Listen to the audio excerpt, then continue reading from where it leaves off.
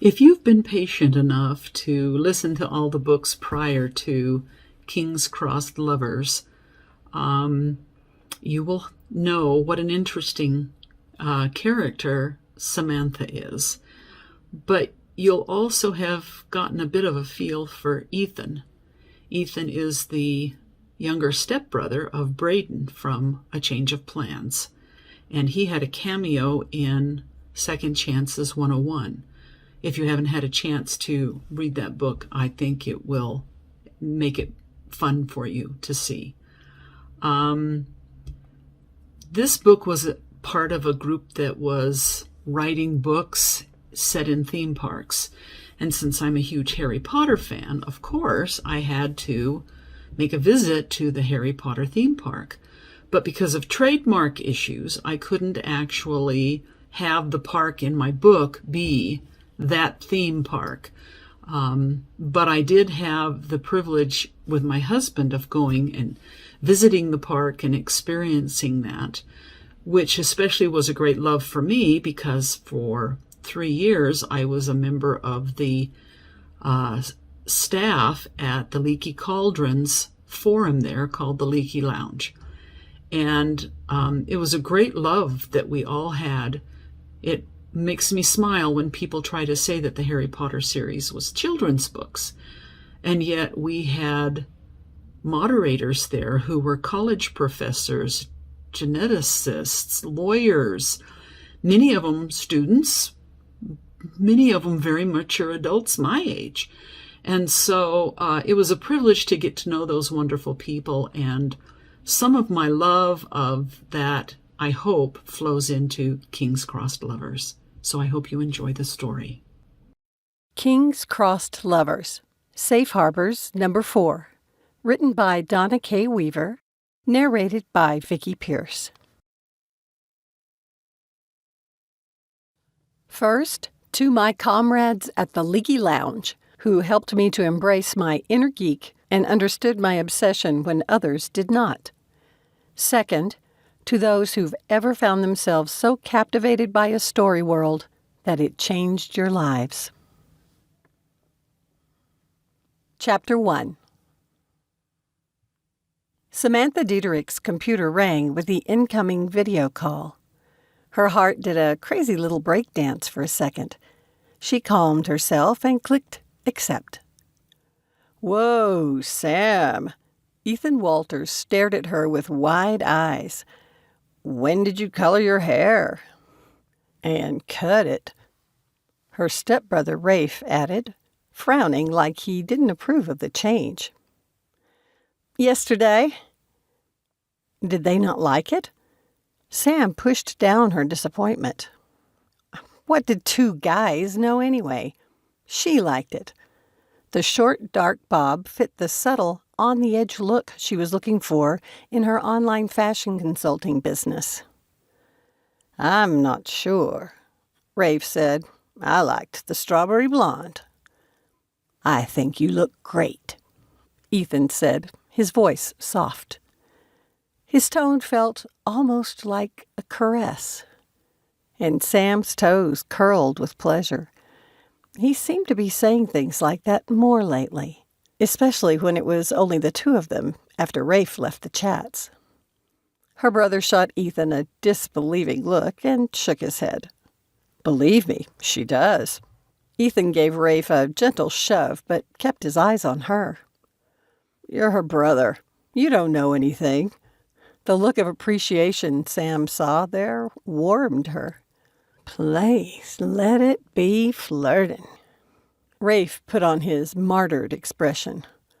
"Oh, y'all stop it," she said before they got into a verbal debate, which they were prone to do during their chats. Sometimes she thought they did it on purpose, like a game of light-hearted one-upsmanship. "This fits my consultant image. Remember me talking about it last time?" "Not cutting your hair." Rafe still didn't look like he approved. "Oh, enough about the short hair," she said. "Did that prospective client you were talking to sign up?" Ethan asked. "Yes, She makes my 10th. How have you liked the ranching, Rafe? Putting on a teasing tone, she added, You going to change your major from business to cattle management? Not likely. He arched his shoulders like his back hurt. Sam wondered what kind of work Ethan's stepfather had put them to all summer on the Montana ranch. Rafe's tan had darkened over the break. He looked buffer. Ethan did too. You should have seen Rafe yesterday. Don't you go there. Her brother tried to tower over Ethan, who was sitting. It was the only time he'd be shorter than Rafe. He fell off his horse. Her brother crossed his arms, wearing a hard smile. Don't get a burr in your saddle, she told him. That must be what happened, because I have no idea what he did to make that horse throw him. Ethan chortled. Wait, I know. It was pesky. She laughed at the reference. Seriously, was it possible to fall in love with a man she'd never met in person? Rafe was left with a confused gaze worthy of a typical non. Sam resisted the temptation to call him the term for a non-magical person, but went for the diplomatic route instead. He was too easy to tease. That's what you get for only watching the movies, Rafe, she said. If you'd read the books, then you'd know that Pesky is a poltergeist who causes trouble all through the Ross Hughes books. Too bad you couldn't have spared your bum from that fall with a cushioning spell. Ethan met her gaze, a smile pulling at his lips. He looked about to say something, but his phone pinged and he turned away to read the message. You looking forward to your vacation next week? Ma's excited to see us, Rafe said, yawning. She's already talking about all the things she's going to cook up while we're both home. I'm so excited to see everyone again. Sam wished her job provided more vacation time. I swear, every time we talk online, those two kids have grown like nothing else. You could move back to Boone, you know. Ma would love it, and so would your dad. Rafe tilted his head, arching his brow like he was challenging her to argue with him. Since you dropped your boyfriend last year, there's nothing keeping you in Boulder, is there? Sam glanced over her brother's shoulder to see if Ethan had heard the comment about her boyfriend. But he was still reading his message. It was true. She had nothing to keep her in Colorado. She loved living there, but it didn't have the same pull for her as North Carolina. While she had come to appreciate the mentality of the people out west, she missed hearing the southern drawl from back home. And the food. Oh, the food. She missed her stepmother's wonderful cooking. I don't dare, Rafe. Sam rubbed her temples. Your mother. His tone was flat. He had received enough derogatory comments from Victoria over the years to have her at the top of his list of people to avoid. Yes, Colorado is far enough away that I don't really have to worry that she'll decide to drop by for a visit when she and Michelle are in the States. A lack of vacation time made for an easy excuse to avoid having to see her mother as long as Sam was so far away. She preferred to use all of it for her summer and Christmas trips back home. Living in Boone would undermine her excuse. Ethan suddenly jumped up in his chair and Sam gasped, alarm filling her. Had something bad happened? What the? Rafe began. Woohoo! Ethan broke into a victory dance, waving his hands in the air, still holding his phone. What's going on? Rafe asked. Look, Ethan held up the screen. The Ross Hughes theme park? Rafe asked. What's that? Sam's voice squeaked. What about Ross Hughes? She and her father had been fans of the books about the boy conjurer for years. One of the things she loved about Ethan was that he was as into the books as she was. It's my graduation present. He leaned in until his whole face took up the screen, his brilliant blue eyes shining with happiness. His family was going to take him to the theme park? Sam's heart sank. If he did that with them, he wouldn't have time to come home to Boone with Rafe like he had been planning. She always scheduled her own vacation time for when her stepbrother could get home. After nearly 4 years of talking to Ethan online, she'd been thinking she would finally get to meet him in person. The guys had to go back to Harvard soon after. She doubted there'd still be time for a stop in Boone if Ethan went to the magical realm in Florida first. "You're coming with me, right?" Ethan asked Rafe. "We can split the cost of the room." "Is your family coming with you?" "No. It's a bad time for them, even if any of them cared. It's just me." "I'm in. When do we go?" "Next week." As they talked about details, Sam sat in silence, a heaviness in her body. They had forgotten her. Since first hearing about the construction of the theme park, she'd dreamed about visiting it. Now her brother and her crush were going to go, without her. Visiting the magical realm of Ross Hughes with Ethan? Her heart fluttered. That would have been her dream vacation. Where better to see if what she felt for him were real? A place where dreams come true. Sam sagged in her chair. Ethan and Rafe were best friends. Of course, they'd go there together. Why would either of them think to invite her along? Maybe that was her answer. It said a lot about Ethan's feelings for her, knowing how much a trip like that would mean to her, yet not thinking to invite her along. Pain in the back of her throat made it difficult to swallow. She was reaching toward her computer to leave the call when Rafe looked at her through their webcam. "It's during our vacation anyway, Sam. You'll want to come too, won't you?" Rafe grinned. "It wouldn't be the same going there without you, right, Ethan?" Ethan paused for a second, but then he nodded. "Right. Of course, Sam has to come. Won't you?" "Come with you? Are you kidding me?" She let out a squeal and fell back on her bed out of camera sight in a pretend faint. "Sam?" Rafe asked. Sitting up, she grabbed her Ross Hughes doll wearing his house scarf and held it up to the camera. "Yes, I'll come." Sam didn't understand his hesitation, but her stomach had gone all fluttery at his invitation. Ethan. Would finally meeting him in person make her daydream come true? Or would he turn into the crusher of her dreams?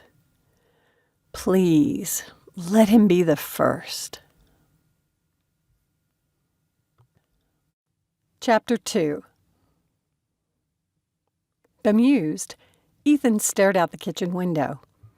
He didn't know which he looked forward to more, the trip to Florida or finally meeting Samantha in person. Maybe both, since she was the first person he'd ever known who loved everything about the magical realm of Ross Hughes as much as he did. "Eighth!" Rafe's sharp word came near Ethan's ear. Startled, he fumbled to keep from dropping the dish he was holding. Letting out a breath, Ethan shot his roommate a dark look. "Not distracted a bit, are you?" Rafe clapped him on the back. "I like Ross Hughes and all, but I've never seen you so twitchy before. Not even before finals. I reckon your mind is already full of that theme park." Among other things, but Ethan didn't say that, shrugging as he rinsed the plate he'd been washing. It had been a rare treat, after 4 years as college roommates, to finally get Rafe to spend a few weeks at the Montana ranch that belonged to Ethan's stepfather. Rafe picked up a towel and held out his hand for the dish. "You know the rules." Ethan shifted his body to keep it out of reach. Yeah, the cook never cleans up." Rafe lunged and grabbed the plate. "I don't care." "Well, don't let my mother catch you, or I'll be busted." Ethan put another plate in the drainer. "You can blame my mama for it." Rafe's southern accent always got a little stronger when he talked of home. "She taught me to cook and to clean up after myself. Someday you're going to make some woman a fine wife." "Shut up," Rafe grinned. "I can't wait to show you the size of our garden at the old house. Ma's made it even bigger than it was when just the two of us worked it." "It must be something if it's bigger than the one here." Since Ethan had left for college 4 years earlier, his younger brother Owen had decided he wanted to ranch, which had thrilled their stepfather. Jack had increased the size of the herd. He'd had to hire more help, which meant Ethan's mother had enlarged the garden to help feed them. "The difference is that Ma's guests pay her instead of the other way around." Rafe sent him a smug look as he accepted another plate. "She has quite the reputation to uphold now for her homegrown cooking." "Has she ever thought of publishing a cookbook?" "Ma and Alex talked about it when they first got married, but having 2 kids a year apart had put it on hold." "I'll bet." They worked quietly for a few minutes. Ethan glanced at his roommate from the corner of his eye. Last night, when Rafe had mentioned his indecision about continuing on to get his MBA, it had put their plans in flux. "Have you made up your mind yet?" Ethan finally asked. "I don't know." "It ought to be an easy decision." A scholarship to the Harvard Business School graduate program was no small thing. If Rafe didn't decide soon, he'd lose the chance. "What if I'm not ready to run with the big dogs yet?" He averted his gaze. Ethan frowned. He hadn't heard doubt before, and after being roommates and best friends for 4 years, he thought they knew nearly everything about each other. One of the first things that had struck him was how secure Rafe had been about himself. He was second only to Ethan's brother Braden for smarts. What was causing this self-doubt? "Have you told your mother you might not accept the scholarship?" Ethan asked. "If I told Ma I was thinking of not going back this fall, I think she'd have a seizure or something." Rafe heaved out a breath. "You know her. She'll worry I'm going to miss out on opportunities like she did." Ethan bit back a snarky reply. It wasn't his decision to make, though it might impact where he lived. Years ago, his stepfather had purchased a house for Braden to live in when he had attended Harvard Medical School. Jack had decided to keep it as a rental. Located between the medical and business schools, it was in a perfect location for Ethan and Rafe. It would be a solitary existence living there alone, but Rafe needed to do what he thought was best for him. "What do you want to do?" Ethan asked. "I want to be done with school and go back home. I miss it. I spent all my life as an only child, and now I have a brother and a sister who are young enough to be my own children. I'd like to get to know them better." Rafe shook his head and leaned against the counter. "I feel pulled in 2 directions." "Are you saying," Ethan said slowly, "that you're thinking of declining the scholarship because you're still homesick?" Rafe shot him a flat look, but then chuckled. "All right. It sounds stupid when you say it like that. I know you have to live with your decision, but what are you worried about?" "I want to settle in Boone." Rafe had been staring off into the distance, but shifted his gaze to look at Ethan. "What if an MBA from Harvard is too big a deal there and I can't find a job?" "Maybe your video game will take off. You can start your own business, like your mom and stepdad did with the B&B." "But Alex is still a professor. They have that income to fall back on." "Only you can decide what you're willing to risk. Jack's always told me to choose a path that leave me with the fewest regrets." Ethan clapped him on the back, understanding the desire to come back home. He'd love to return to Lewiston permanently. After living in a town with fewer than 6,000 people all of his life, attending Harvard in Boston had been a real eye-opener for him. He'd appreciated having a roommate who understood how he felt. They'd been good study partners in spite of their very different majors. He'd counted on that continuing for his first couple of years in med school before having to go it alone. His goal to follow Braden's path meant living for a few years in New York after medical school. Ethan might be in his late 30s before he could return here to join his stepbrother's thoracic surgery center in Billings. It now seemed like a really long time by himself. "I don't have to decide until after our trip," Rafe said. "I'm just going to enjoy sharing this trip with Sam. I swear, since you invited her to the Ross Hughes Park, that's all she's talked about." Ethan bit back a grin. Yes, Sam. Sam put the last of her clothes in the suitcase. She wanted to dance with excitement. 2 days in the magical realm. She gave a little squeal and then covered her mouth, afraid her roommate would hear and think she was being childish again. Sam had gotten so tired of hearing people tell her to act her age that she'd stopped talking about Ross Hughes. Except to Ethan. Her pulse quickened. He never gave her a hard time when she geeked out. If anything, he sometimes geeked out more than she did, though she would never admit that to anyone, except maybe her daddy. Sam sighed. With a new family, too young yet to enjoy the park, her father would be the only thing missing from this vacation. Her love of all things Ross Hughes had come from him. When she was growing up, they had enjoyed the books together, reading to each other, in spite of her mother's jealous chiding. Not that Victoria had wanted to read the books. She'd just resented any time Sam and her father had spent together. They hadn't let that steal their pleasure in theorizing where the author would take the boy conjurer, though.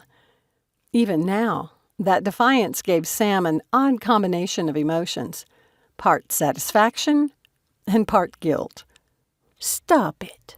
She refused to let thoughts of her mother, who had been off playing in Europe with her rich husband, spoil this dream vacation. Ethan made for much better thoughts. Sam grinned to herself. She'd fantasized about meeting him in person for more than a year. Who better to have as a companion on this trip than a man like her father, someone who embraced his inner nerd without shame? It was one of the things she found so attractive about Ethan. Besides his blue eyes or the way he wore his sandy hair tousled because he was always running his hands through it. Sam sighed. She'd like to run her hands through it. Her heart thudded with anticipation, but she forced herself not to give way to her daydreaming. She'd done more than enough of that over the last year. There was no point in getting her hopes up about him. Not yet, anyway. Video chatting with a guy online nearly every week didn't mean there was any magic when they met in person. What if the chemistry she imagined wasn't there? Sam flung herself back on her bed with a huge sigh. She knew she was putting too much into this. But Ethan was like no guy she'd ever known. As she had multiple times since receiving the invitation to join them, she reminded herself not to make this into anything other than a simple vacation with her sweet stepbrother and his hot roommate. Stop it. She straightened. It was best to focus on Rafe anyway, and this chance to get to know him better. As a child, she'd wished for a younger brother. She grinned. Somehow, a college freshman hadn't been what she'd imagined. Rafe had turned into a good friend, and even acted like a brother, quizzing her about her boyfriends and if they treated her well. She had found him especially helpful when she needed to vent about her mother. There was no way Sam would willingly pull her father into any problems she had with her. Sam went back to her suitcase. She'd been tempted to bring her books. It'd have been fun to discuss them with Ethan during the trip. As a movie-only fan, it would have driven Rafe crazy. Then she imagined hauling her luggage full of 7 hardbound books through the airport. No, if she had to be practical, she would. She picked up her packing list and went through it again. Ethan's stepfather was flying the guys to Boulder. She glanced at her watch. Sam's phone rang with the Wicked Witch theme song from the classic movie The Wizard of Oz. It killed her sense of excitement. She considered not answering it, and guilt flooded her. Didn't being an adult mean that she could be strong in the face of the love-hate relationship she had with her mother? She debated answering the phone until the song stopped. Sam breathed a sigh of relief. She would have to come up with an excuse for having missed the call, but being on the road would work. Then the ring started again. Whenever that happened, she knew her mother wouldn't give up. Sam took a deep breath and accepted the call. "Hey, Mama," she said quietly. She hated the way her voice always sounded so little girlish and insecure every time she interacted with her mother. It was like she was 8 years old again and had done something wrong. Another one of the reasons why Sam kept their interactions as infrequent as she possibly could. "Well, Samantha," Victoria began, "I have wonderful news for you. Can you guess what it is?" Was her mother going to try and push her to visit them in Europe again? No way would Sam subject herself to a long stay around her stepfather Michel and his cronies. She had never felt so much like she wore a target than when she'd visited her mother before the move to France. Sam searched her mind for her upcoming work schedule. This trip was taking up all her accrued vacation time, and she wouldn't have a significant amount again until the holidays, which she fully intended to spend at her father's house in North Carolina. "I can't think of anything," Sam finally said lamely. "We've moved back to the States." Victoria made it sound like she'd just given Sam the best treat ever. "Michelle is opening a new office in New York. Isn't it wonderful? I will finally be able to hug my sweet baby again. I've missed you so much." Sam felt like all the air had been punched out of her. "No, please. Not the East Coast." There was no way she could come up with a good excuse not to visit her mother now. Or, worse, have her mother show up here in Boulder. Slowly, Sam sank into a chair, feeling a little queasy. With her mother back in the U.S., Sam would be obligated to split her limited vacation time between the two families. "Samantha!" Her mother's familiar menacing tone meant Sam had better respond in a way that made Victoria happy, or there would be a price to pay. And there was always an emotional price when dealing with her mother. "Sorry, Mama." Sam tried to gather her thoughts. "You just left me speechless." "It's better yet." Victoria's tone turned smug. "Michelle and I have a position for you. You've made a nice little name for yourself as a makeup artist there in Colorado." Her mother had been spying on her? The sick feeling in Sam's stomach tightened into a knot. "It's time for you to move to the East Coast, where the real artists live," Victoria continued. "Michel is expanding his designer line and needs you to do the makeup for the models. You know, his taste in fashion is cutting edge, and it would be the perfect match for your unique talents." Her unique talents? For a second, Sam thought her mother meant Michelle had plans for a gothic clothing line. It would be just like Victoria not to have noticed that Sam hadn't dressed that way in 3 years. She'd given up that particular passive-aggressive coping mechanism, along with her long strawberry blonde curls. Then what was Michelle looking for from Sam? The edgy look she'd gotten so good at while working with the Fringe Festival in Boulder? In that environment, she'd finally found her style, discovered how to advise people on colors and haircuts to bring out whatever look they wanted. But that was only one of the many skills she'd picked up there. How would Michelle know? Had her mother discovered her website? Please, no. Sam controlled her breathing. Her mother had an uncanny ability to pick up on things Sam wanted to hide. The last thing she wanted to do was to work with her mother's husband. Sam had attended enough parties at her mother's house to know the kind of people Michelle liked to have around him. People Sam wanted to stay far away from. First, she had to find out more about what her mother was up to. Samantha, Victoria's voice had taken on a dangerous edge. Do you have nothing to say? This is a generous offer. As though her mother ever offered anyone anything without a cost. My mind is a jumble, Sam said. I just don't know what to say. Say yes. But my life is here, Mama. That cowed little girl voice again. Your future is in New York, breaking into the world of modeling, Victoria said, dismissively, as though that put an end to all of Sam's arguments. You have done well enough for yourself. I have followed you online with that Fringe Festival thing. I've even watched your YouTube channel. It was cute. But it's time to stop playing around and get serious about your future. With Michelle's help, you will refine your skills.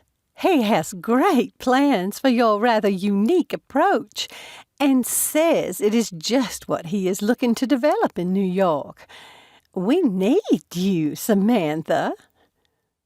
If Sam hadn't been rendered speechless, she might have laughed. How did her mother do that? Make a request for help come out like a command? The walls of Sam's apartment seemed to press in, and her hands started shaking. She felt an urge to put on her worst Gothic makeup, to cut herself. Glancing down at her arm, she stared at faint lines where she'd run a razor blade after her mother's infidelity. When her father had found the one deep enough to require stitches, he'd forced her to get some help. She hadn't wanted to cut in years, not since her mother had moved to Europe. Sam suddenly felt very alone. Before, when her mother would put pressure on her, Sam had her father to turn to.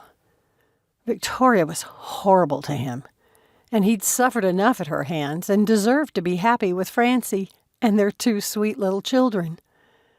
Sam would not drag him into this. She had to be a big girl and cope with her mother on her own. All she had to do was find a way to put this to rest. If Victoria bullied her into accepting, Sam would lose herself again trying to please a mother who could never be satisfied. Time. Sam needed time. I have to think about it, Mama. There's nothing to think about, Samantha, her mother said with finality. I'll send you information on your plane ticket to New York tomorrow. Your room here will be ready. I can't come then, Sam said. I'm going on vacation for a week, and we've been planning it for months. We? Rafe and his roommate. As soon as she said it, Sam wished she hadn't mentioned her stepbrother. That scholarship boy? Victoria's voice dripped with venom. You mean the Harvard graduate? Sam asked through clenched teeth, surprised that she was speaking up. Her mother hadn't wanted her father, but she resented any other woman who did, including that woman's son by association. You mean the one who's been accepted into the prestigious MBA program there? Also on scholarship because he's so smart? In her mother's subsequent silence, Sam forced her hands to relax. What came next wasn't going to be good. It never was. She'd seen it too many times with her father. Victoria was the queen of emotional manipulation, and there was always a punishment for challenging her. How had her father ever fallen in love with her? Sam's early memories of her mother weren't of this woman, but Victoria's association with Michelle had worsened that side of her personality. "Well," her mother finally drawled, the words coming out like they tasted sour, "I can see there's no point in arguing with you when you're overly emotional. I wouldn't want you to drive yourself into one of your episodes. I will send your ticket for next week. That is the longest we can wait." I said I have to think about it. Sam tried unsuccessfully to keep the sound of tears out of her voice. It only fed her mother's assumption that Sam was weak and easy to manipulate. Why did Victoria have to bring that up every time they talked? Like Sam was so fragile emotionally that everyone had to tiptoe around her. The last 4 years she had convinced herself her mother was wrong to assume she could control her. But was Victoria right? "Don't be ridiculous, Samantha. There is nothing to think about. This is what's best for you. You're still young. You must trust your more experienced mother in this." Sam took a deep breath, determined to fight for herself. "You can't just throw something like this at me and expect me to jump up and come running. I have every right to expect my daughter to come when I offer her the chance of a lifetime." Victoria's voice turned dark, ominous.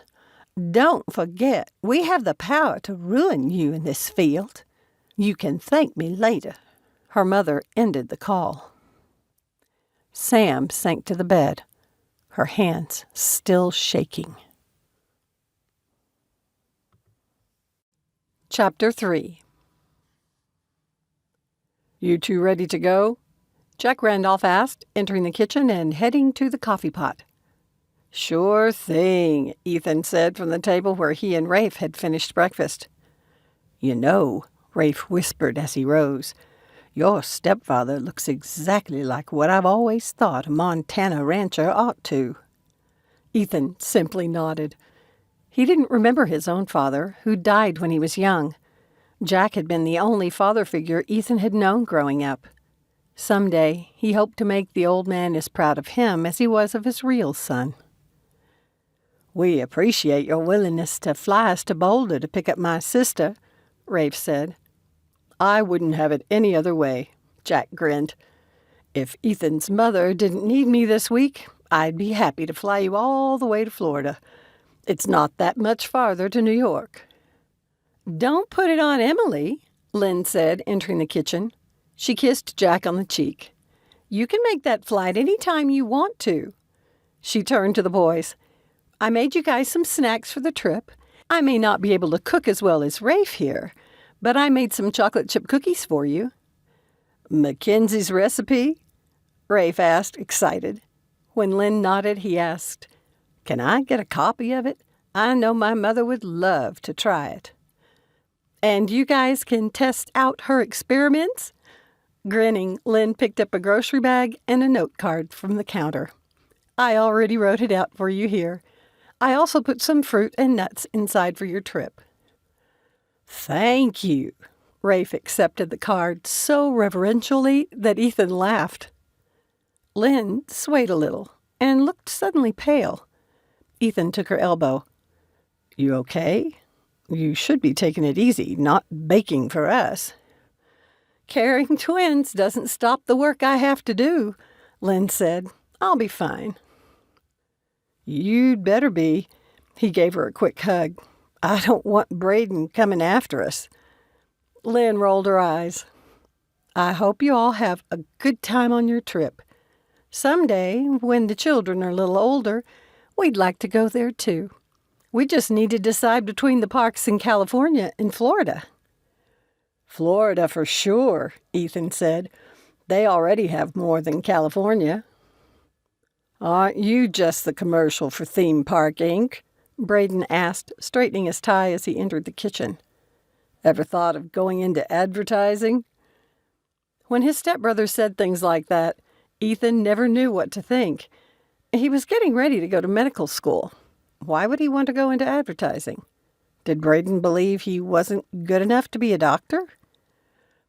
I think I'll pass, Ethan said. The last thing I want to do is anything in front of the camera. His mother hurried into the kitchen, looking a little frazzled. She threw her arms around him and gave him a big hug. I'm going to miss you. She stepped back and looked between him and Rafe. You two drive carefully, please. Oh, good. We didn't miss the big farewell. Ethan's brother Owen hurried into the room, carrying Lynn and Braden's daughter. Hug! The little girl cried, throwing up her arms. Ethan laughed and pulled her close. It was always such a production to get away after a visit. He loved it, but when they finally climbed into Jack's truck to head to the small Lewiston airport, it was still a relief. You have a great family. Rafe glanced over his shoulder as the large house grew smaller in the distance. The rest of the family still gathered outside, waving. I do. Not until Ethan had met Rafe had he understood how true that was. Ethan understood the touch of jealousy in the other man's voice. The home of Rafe's youth had included a verbally abusive father. Ethan couldn't imagine what that must have been like. Since meeting Rafe, Ethan had learned just how much he'd taken it for granted that Jack had willingly stepped in to fill the role of Ethan's father. Understanding now how good he'd had it made his conflicted feelings seem petty in comparison. As they buckled into their seats on Jack's small jet, Ethan's thoughts drifted to his future. His pre-med major had been a lot of hard work, but he knew from Braden that med school would be even worse. If he, who'd graduated from high school at 15 with an associate degree, had felt overwhelmed at times, did Ethan stand a chance? When Jack took off, Ethan pulled himself from his thoughts and glanced at Rafe. He sat with white-knuckled hands gripping the armrests. You okay? Ethan asked softly. Yeah, just never flown in a small plane before. They bounced with turbulence, and Rafe grunted. Don't worry. Jack gave a dark chuckle. No, Jack, don't, Ethan said. If he throws up, we'll have to put up with the smell. Rafe turned wide eyes at him, and Jack burst out laughing. He's been flying a long time, Ethan said, and gets a little too much pleasure out of initiating the noobs. I'll get you to your sister safely. Jack then rolled the plane. Will you ever fly again? Ethan asked as they stepped off the plane. It was actually kind of fun, Rafe said grudgingly. I was right that you'd be one of those with a strong stomach. Jack clapped them both on their shoulders. He nodded behind them. Is that her? Ethan and Rafe turned around. That's her. Rafe stepped forward to embrace Sam. Wow, Ethan breathed, his entire body suddenly alive, charged with attraction. 4 years of seeing her online and talking to her, frequently late into the night, hadn't prepared him for this dark-haired, lithe beauty. An image flashed through his mind of when he'd first met her online. Before Sam, he'd never noticed what girls wore, but her goth look and stringy strawberry blonde hair had caught his attention. It had implied a dark personality, but she'd been the exact opposite. Even then, he'd been intrigued. Now he could only stare at her. She had a way of doing her makeup that accented her eyes and gave her face an almost pixie-like appearance. He liked the steampunk accessories she'd added to the outfit. They didn't overwhelm the casual look of Magical Realm t-shirt and tan capris, or distract from her soft curves. "Put your tongue back in your mouth," Jack said softly. Ethan went rigid, his face burning. How embarrassing to have his stepfather catch him drooling over a girl. Sam turned to face him. Their gazes met, and she had his full attention again. When he'd first met her online, he had been struck by the haunted look in her eyes. That had gradually faded after her mother had moved away and her father had remarried. It almost disappeared when she'd moved to Colorado. What was happening to bring it back? A desire to protect her flooded Ethan so powerfully that it took away his breath. He blinked. Why? It wasn't like she was alone in the world and needed a champion. She had family to watch over her. "Jack, this is my sister Sam," Rafe said, pulling Ethan from his thoughts. "Jack Randolph is Ethan's father." Jack stepped forward. She gave him a quick hug, and he stepped out of the way for Ethan. He hesitantly stretched out his hand, unsettled by the strength of his response to her. Unexpectedly, Sam stepped right past his hand and threw her arms around his neck. A powerful jolt went through him as soon as she touched him. Ethan's arms went around her of their own volition. For a second, all his reservations about getting involved with someone disappeared. All he could think was what a sweet bundle Samantha Diederik was to hold. His pulse galloped so loud in his ears that if she was saying anything, he couldn't hear it.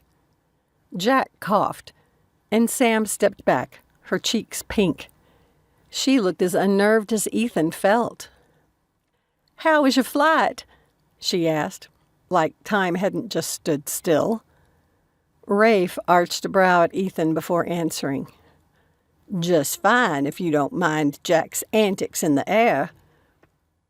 "Like what?" Sam asked. Picking up his luggage, Rafe went into a description. She laughed and then pointed to the parking lot. Ethan grabbed his bags and followed them. He had a feeling this trip was going to turn out even better than he had hoped. "I will never fly in a little plane like that," Sam shuddered. "I'd be scared to death." "Well, your brother wasn't exactly comfortable with it at first," Jack smirked. "I think it started to grow on him." "Which car?" "That one." She pointed to a dark SUV. "While they refuel my plane," Jack asked, "where can I take you three to an early lunch?" "I know a fun little place that will feed you the meat you crave, but has a decent vegetarian menu." Sam slid her arm through Rafe's, and they walked ahead. "She's a pretty little thing," Jack said quietly. "Really different from the girls you usually date. She's got an interesting look about her, doesn't she? Kind of tough and fragile at the same time." Ethan did not want to talk about Sam with Jack, but he just described her perfectly. "We've talked a lot during Rafe's chats," Ethan said. "Yeah, the way she slid right into your arms like that and then you wrapped her up." His stepfather shot him a knowing look. "Of course, there's nothing going on between you." "Jack," Ethan hissed, "I'm about to start medical school. I'm not looking for a girlfriend." "Well, should be an interesting vacation for you then. Good luck with her." The old man wasn't even listening to Ethan. He thought he might explode. "I told you I'd be crazy to get involved with her. She lives in Colorado, and I'll be in Massachusetts." "Just enjoy your time together." Jack stopped and looked him squarely in the eyes. "The two of you about lit up the sky with that powerful spark between you. See if there's more than physical attraction." Ethan looked down at his feet, suddenly full of indecision. He already knew there was more than a physical connection between them. It was big that Jack liked Sam already. He didn't usually take to people quickly, even those he ended up friends with. Bringing it up implied his approval for Ethan to go for her. But with so many years of school ahead of him, he was in no position to get into a relationship. "I think you young guys should let Mr. Randolph sit in front with me," she said. Age before beauty, Ethan grinned at his stepfather. "I ought to mention that to Owen." Jack opened the front passenger door. "I think your brother might enjoy a new nickname for you, Beauty." "Lame, Jack. Even Owen will tell you that." "I guess we'll see what your brother has to say about it." His stepfather shot him a mock evil grin. Ethan schooled his expression, hoping Jack would forget about it by the time he got back home. The man enjoyed his practical jokes too much. Sitting behind Sam, so he could listen in on her conversation with Jack, Ethan found himself caught up in watching her face in the rearview mirror instead. It was so expressive, more so than he'd noticed before, maybe because they had always been involved in lively conversations online. Movement to his side caused him to glance at Rafe. He was watching him, the corner of his mouth quirked up in a grin. "What?" Ethan whispered. "Nothing." Rafe turned his head toward his window, but he continued to smile. Ethan was glad it didn't take long to get to the restaurant. It was a little hole-in-the-wall dive with a small dining area full of clean but worn furniture. The smell of grilling meat made his stomach growl. He glanced at his watch, glad they were early for the lunch crowd because the place showed signs of being popular. "Sam, I understand from your brother here," Jack said as he scanned the menu, "that you've been volunteering for something called the Fringe Festival. What is that?" "It's a festival that celebrates arts of all kinds without giving preference to any discipline." Sam's expression turned even more animated. "It's a wonderful venue to give marginalized people, those on the fringes of society, a way to share their voices." Jack listened like he was really interested, for which Ethan was grateful. His stepfather had strong opinions, and he didn't mince words when he thought things were stupid. He must really like her. As Ethan watched them talk, he wished he had asked her about this himself. Her passion for the subject came through not only in her face but her whole body. Did she relate so much because she had felt marginalized? "Sam works for the theater department at UC Boulder," Rafe said. "She does their makeup and she teaches too." "Are you a professor?" Jack asked. "Me? No," Sam said. "I need a higher degree for that, and I'm not sure it would really help me that much. I enjoy what I do and the people I work with. It's what I'm doing that I love, not necessarily teaching other people how." "What do you teach them then?" Jack asked. Once again, Ethan was irritated that he hadn't thought to ask that question. He'd thought he and Sam had talked about everything during their late-night conversations, but he had clearly missed some important topics. "I like to experiment with makeup and fashion and color. It's fun to see how I can help people look their best, and sometimes that means convincing them to try new things, like styles and colors they consider radical. Radical for them, anyway." "Do you design clothing?"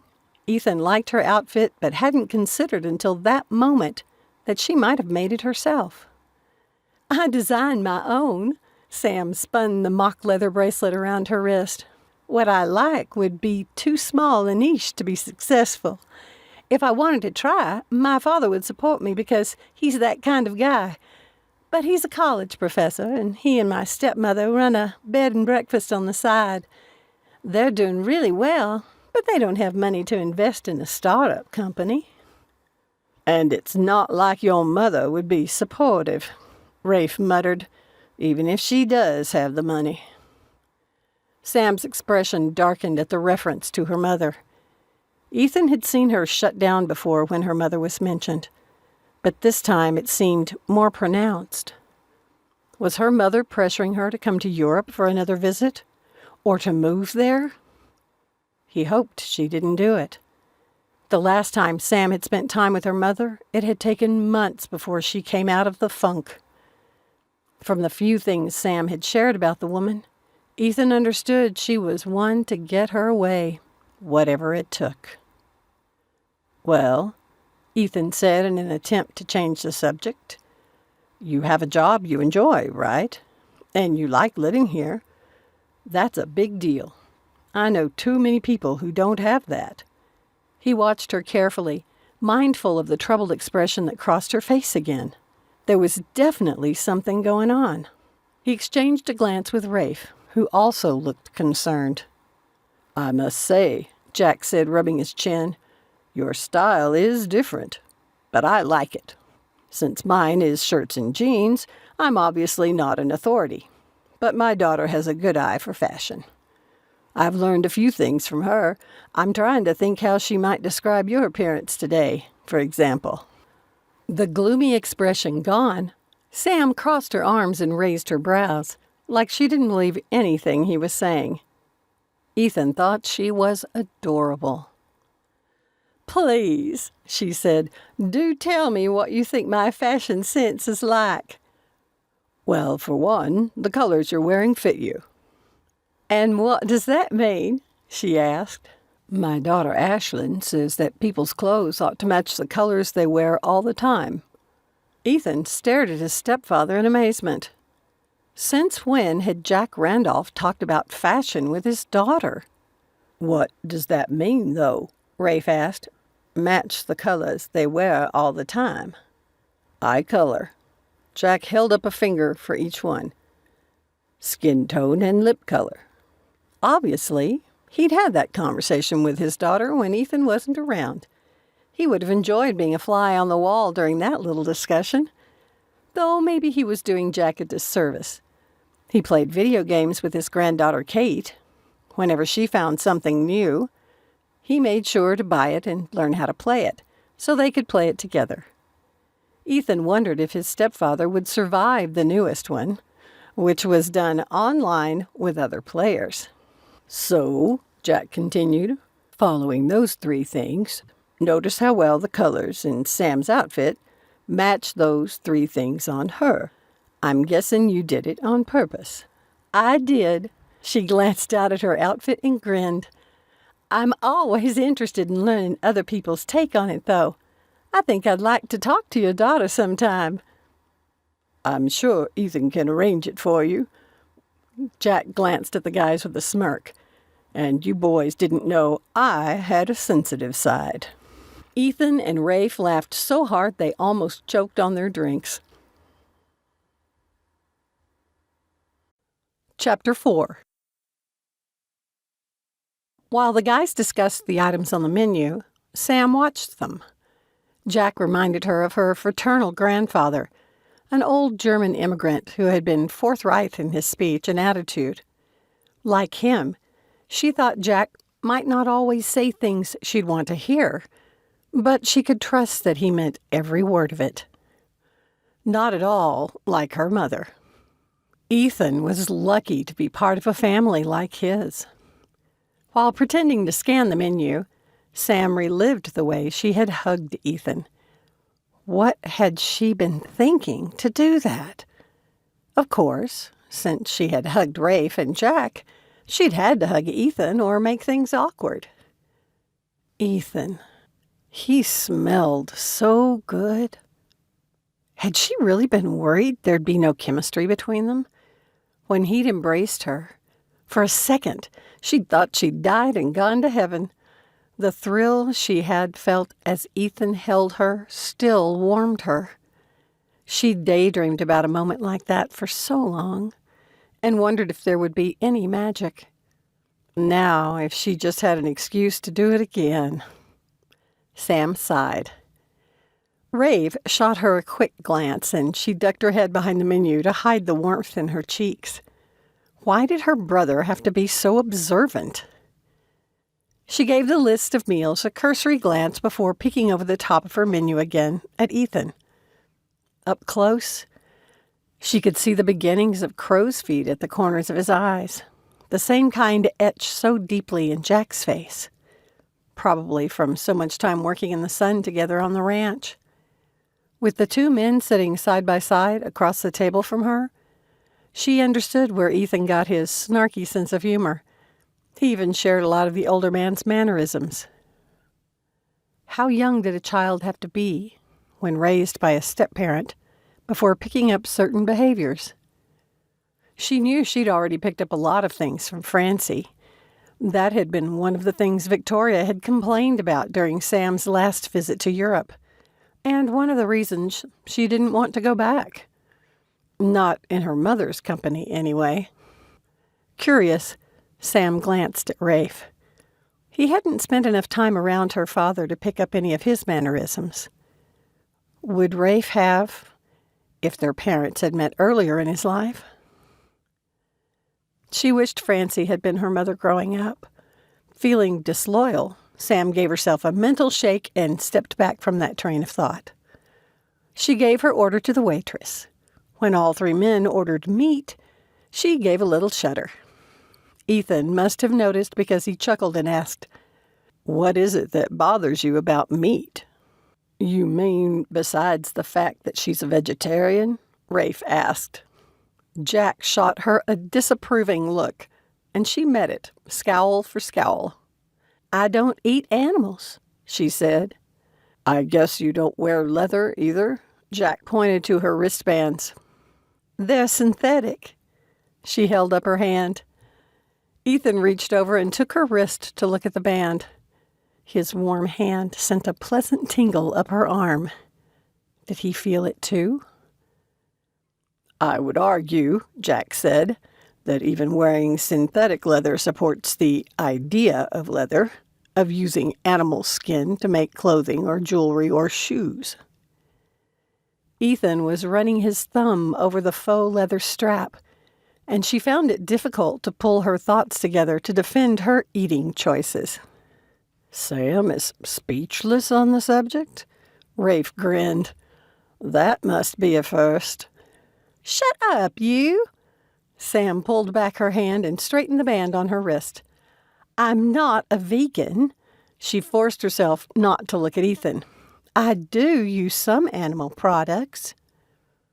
"How do you decide what's okay to eat?" Since he seemed sincerely curious, she answered, "I'm generally all right if the animal makes a donation rather than a sacrifice." "So you eat milk products?" Ethan said. "Yes." "How about eggs?" Jack asked. "The chicken donates those." "It's not a donation for the unborn," Sam said, her voice flat. "Since commercial eggs are unfertilized, they aren't technically the unborn. But it's all right." Jack patted her arm. "I didn't mean to make you feel like you had to justify your position. I can even see your point, though I disagree with it.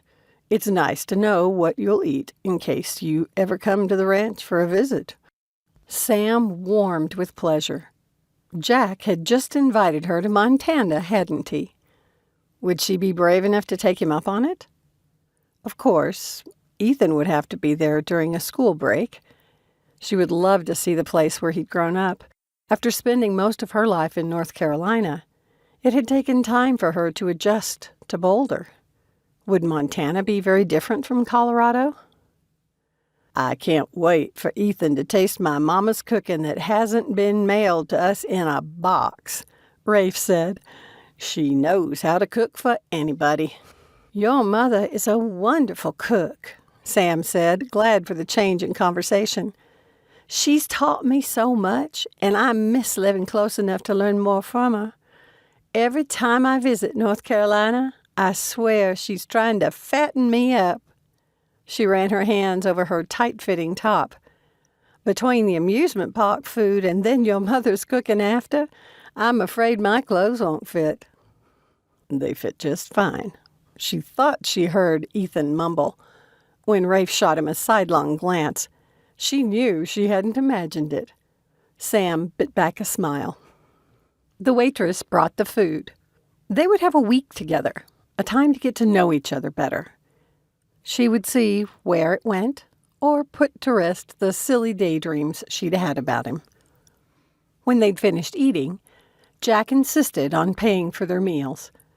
At the small Boulder airport, he shook her hand, giving her an odd, appraising look.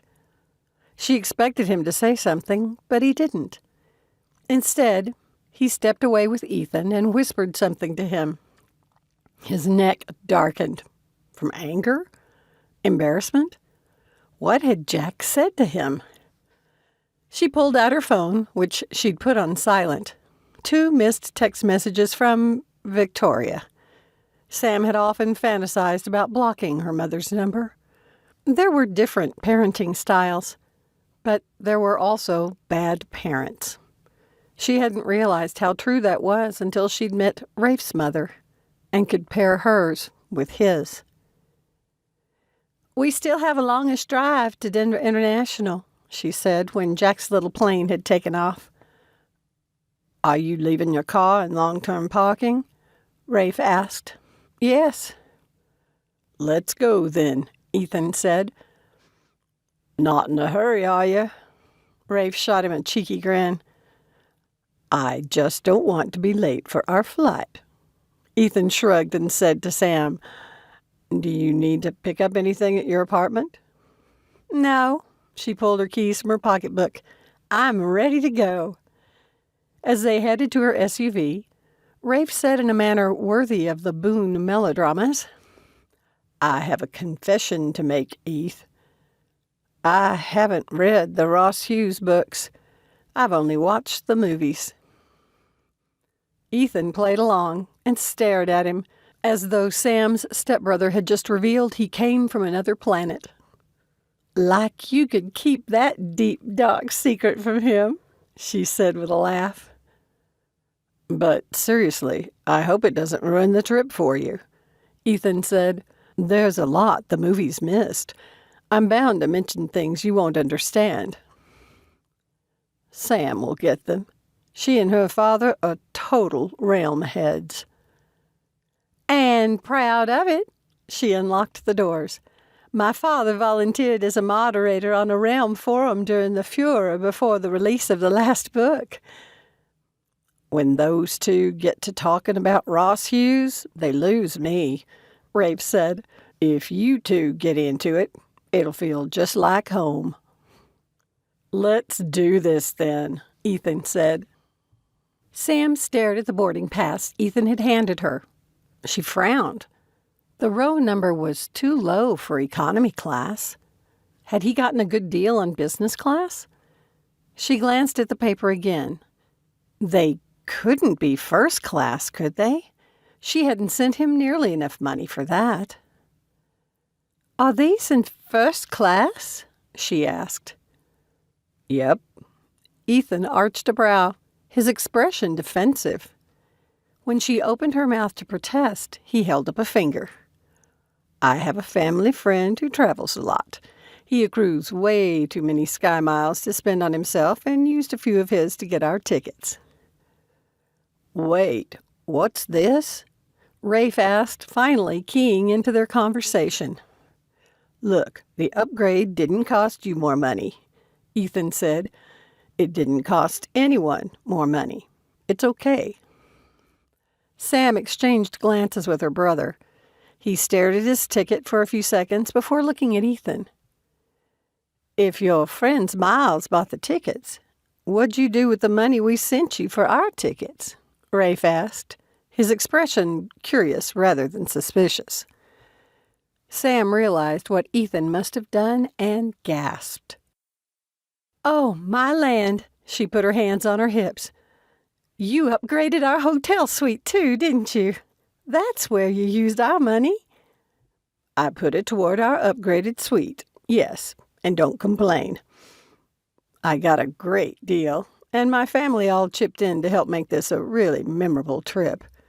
We only have 3 nights there, so don't worry about it." Ethan paused as they called boarding for first-class passengers. "That's us." "I guess I should have expected something like this." Rafe held up his boarding pass. "I have a window seat." It turned out both Rafe and Ethan had window seats, which suited Sam just fine. She preferred the aisle for long flights. The best part was that her seat was next to Ethan. Had he done that on purpose? Sam had barely buckled her seatbelt when the steward offered her something to drink. "It's complimentary, so help yourself," Ethan said quickly. "Do you travel first class very often?" she asked after she requested a Coke. "Only one other time, after my mom married Jack."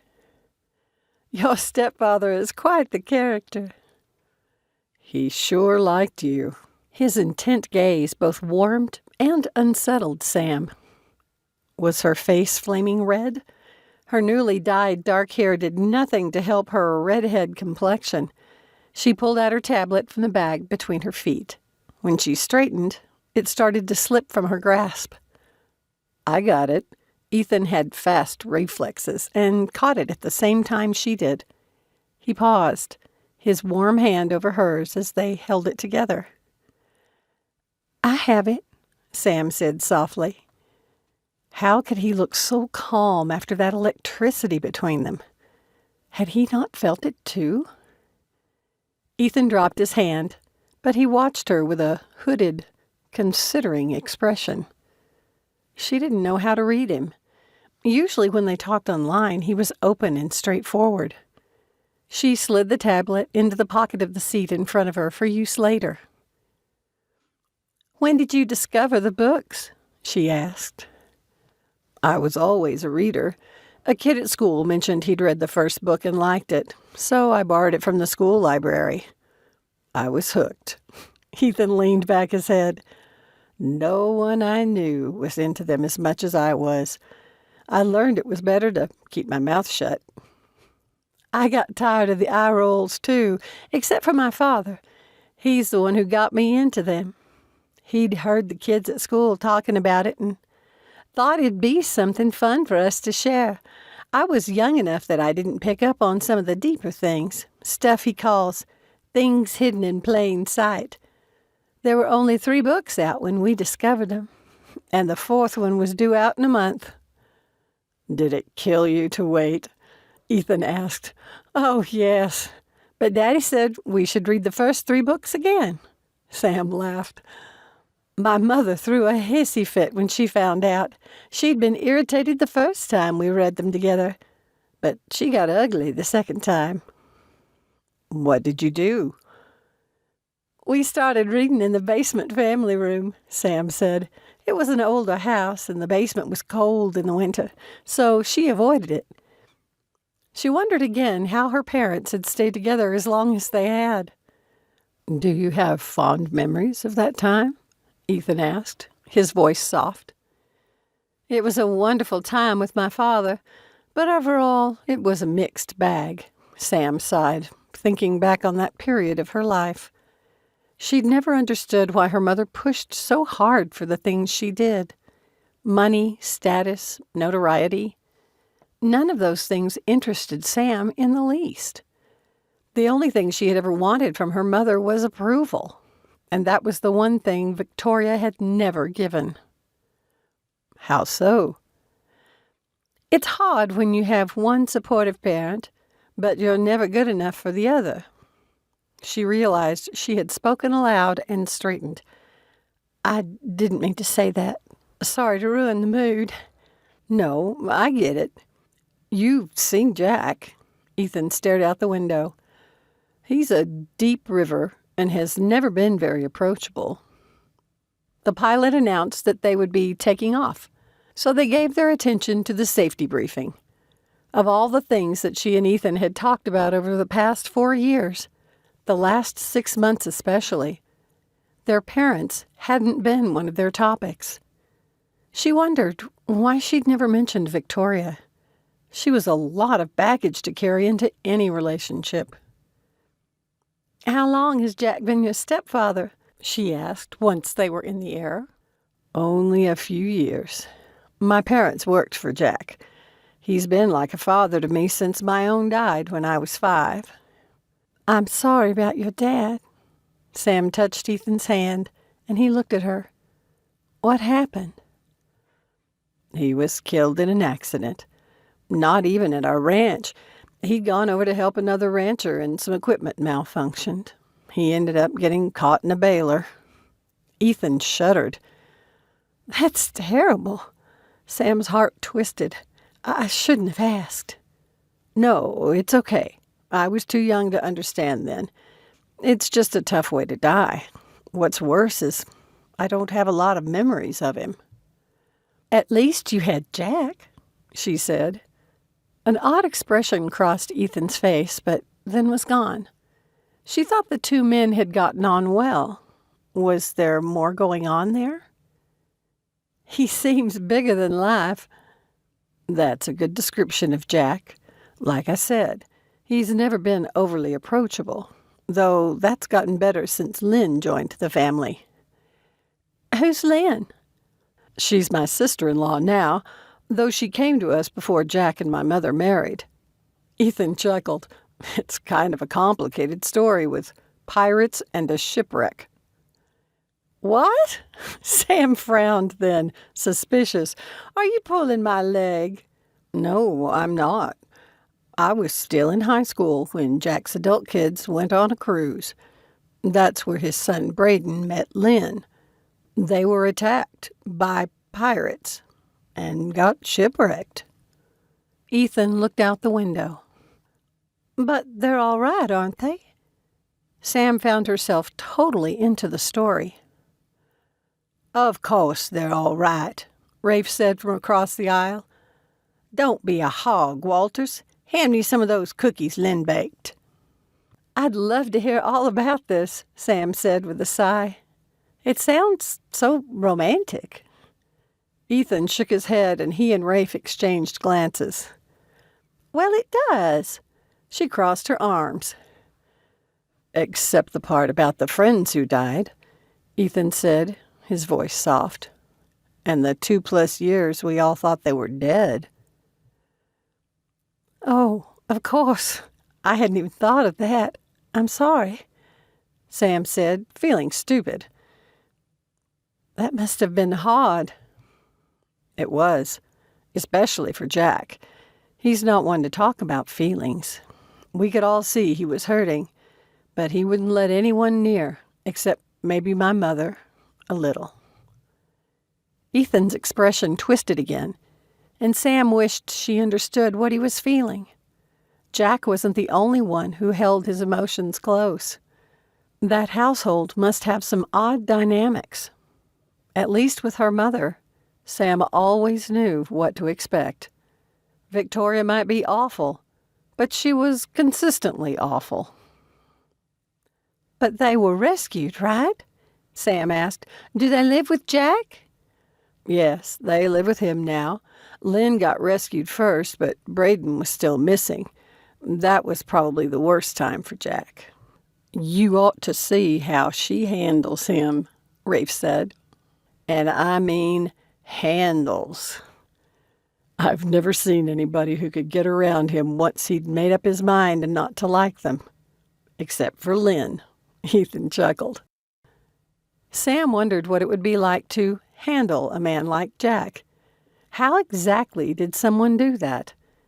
He'd been very nice to her, but if he were like her grandfather, then Jack would be pig-headed and inflexible when he'd made up his mind.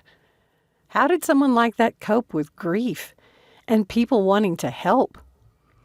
And this all happened before your mother married him? Yes, it's funny.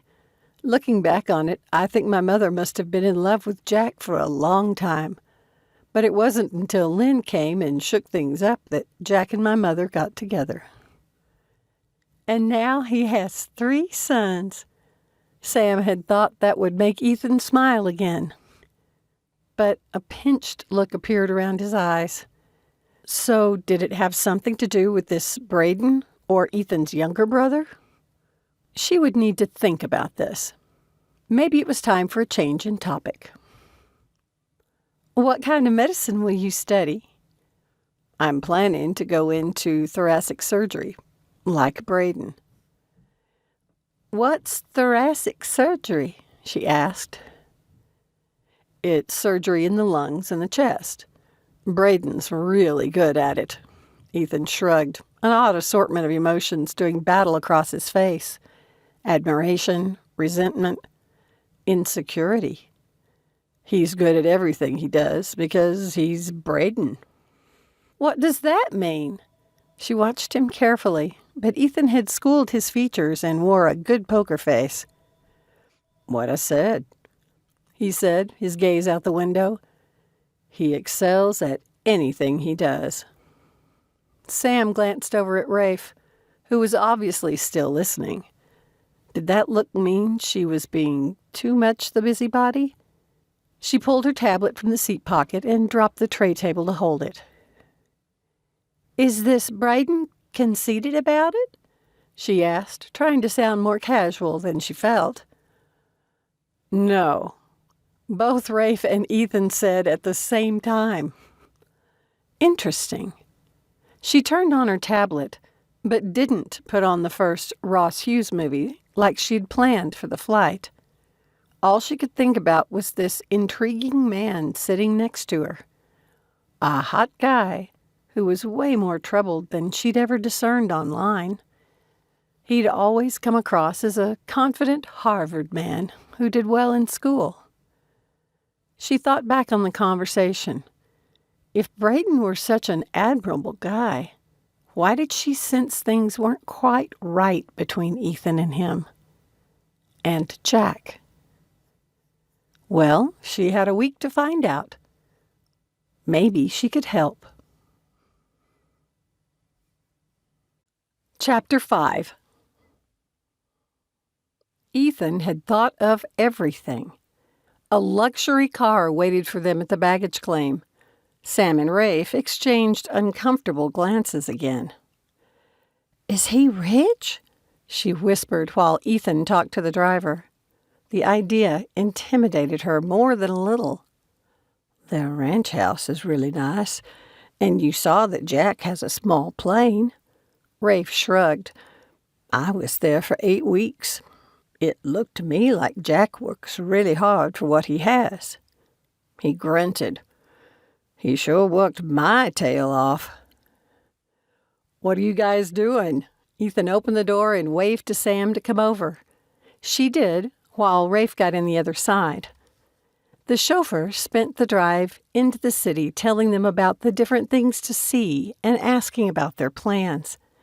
Sam was getting drowsy when he finally pulled into the drive-through entrance to a place with green hanging banners that said Château de la Magie above a coat of arms. The surrounding buildings looked like apartment townhomes in a Provence-like design and color scheme. Oh, my heavens, Sam whispered. This is what you meant by upgrade? Rafe asked, his expression as disturbed as she felt. I thought we were still staying at the Bungalow Bay. This is the trip of a lifetime for me, Ethan said. I want it to be memorable. It's not like I'm going to be able to have fun again for the next 7 years. Give me this. At his intensity, Sam and Rafe exchanged glances. She knew if she felt this way, Rafe would feel twice as bad. She had grown up middle class, but his mother had worked multiple jobs to make up for what his disabled father couldn't or wouldn't help provide. Please, enjoy this with me and don't feel bad about it, Ethan said. The last thing Sam wanted to do was ruin his fun. It looked like he and his family had put a lot of thought into this. She didn't know about Rafe, though. Beside her, his agitated fingers worked the strap of his seatbelt. He might never say anything about them, but she knew comments like her mother made about him being a scholarship boy bothered him. Sam reached over and covered his hand with hers. He looked at her and heaved out a breath. For Ethan, he said, his voice soft. Yes, she said, her voice equally low. She glanced up and met Ethan's gaze. Okay. Thanks for sharing this whole ride with us, man. Rafe shrugged. Thanks for coming on it with me. Ethan grinned and his shoulders relaxed. Let's check in. Sam grabbed her pocketbook and, with Rafe, followed Ethan into the lobby. The wide-open space continued a Riviera style. The potted plants were all palms of some kind. She and her father had talked about taking a trip to Europe as a family someday. But when her mother had married Michelle and moved there, Sam had feigned disinterest. Ethan took her larger bag with his, so she grabbed his laptop case and carried it with her own. Their suite was on the top floor. When he opened the door, Sam let out a little gasp. It wasn't just a suite. It was a suite on steroids. Oh, my heavens! She glanced over her shoulder at Rafe, but he seemed unfazed by the grandeur. Don't worry about it, Ethan said when he passed by her as she stood gaping. The whole family chipped in for this, and it didn't break anyone's budget. She set down their laptops and entered the suite, trying to take it all in. It was larger than her apartment back in Colorado. There's a balcony. Sam hurried through the great room and to the arched windows. She pushed aside the sheer curtains and unlocked the French doors. The balcony ran the full length of their suite.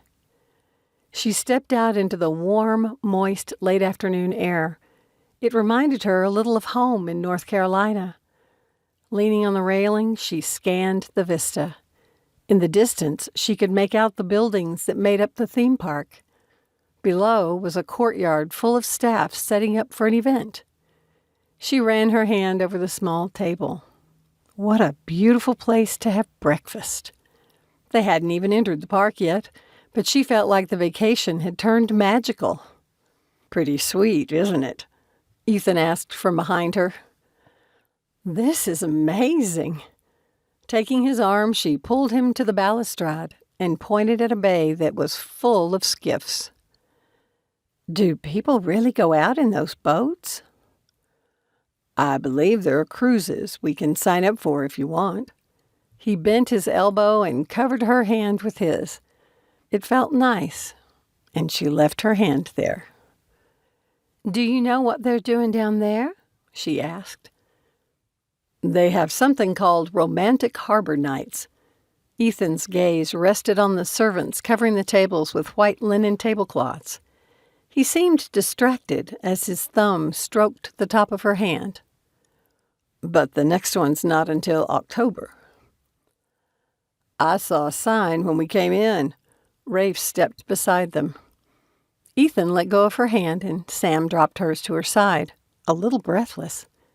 Had he known what he was doing? There's a wedding reception down there tonight. Rafe shot her another of those sidelong glances of his. He'd definitely seen, and she wanted to wipe the smirk right off his face. It was getting beyond irritating. Besides, what if his ribbing caused Ethan to back off? If he had been moving forward, what if touching someone like that was a habit he had? No, that would be creepy, and Ethan wasn't creepy. Sam sighed. I'm not sure I'd like a reception where people could gawk at my guests from their windows, she said. Where do we sleep? Rafe and I share a room over there. Ethan pointed to the right. Your room is on the other end. Nice. Sam went back into the suite, noticing for the first time that besides a combined living dining area, there was a small kitchen and a third bathroom. She went to the right and peeked into their room. It held 2 queen-size beds and looked like a typical hotel room. When she turned around, she found Ethan grinning at her.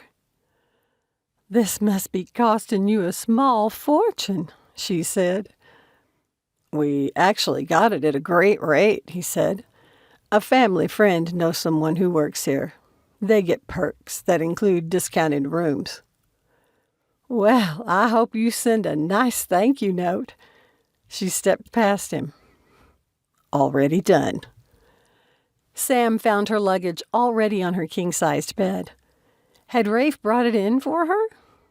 The bathroom included a jetted tub, and she wanted to squee. Instead, she took a picture of the room and sent it to her father with a message that they had arrived safely. She showered and put on some comfy clothes. It was too late to be worth the cost to visit the parks today, but they hadn't discussed any plans for this evening.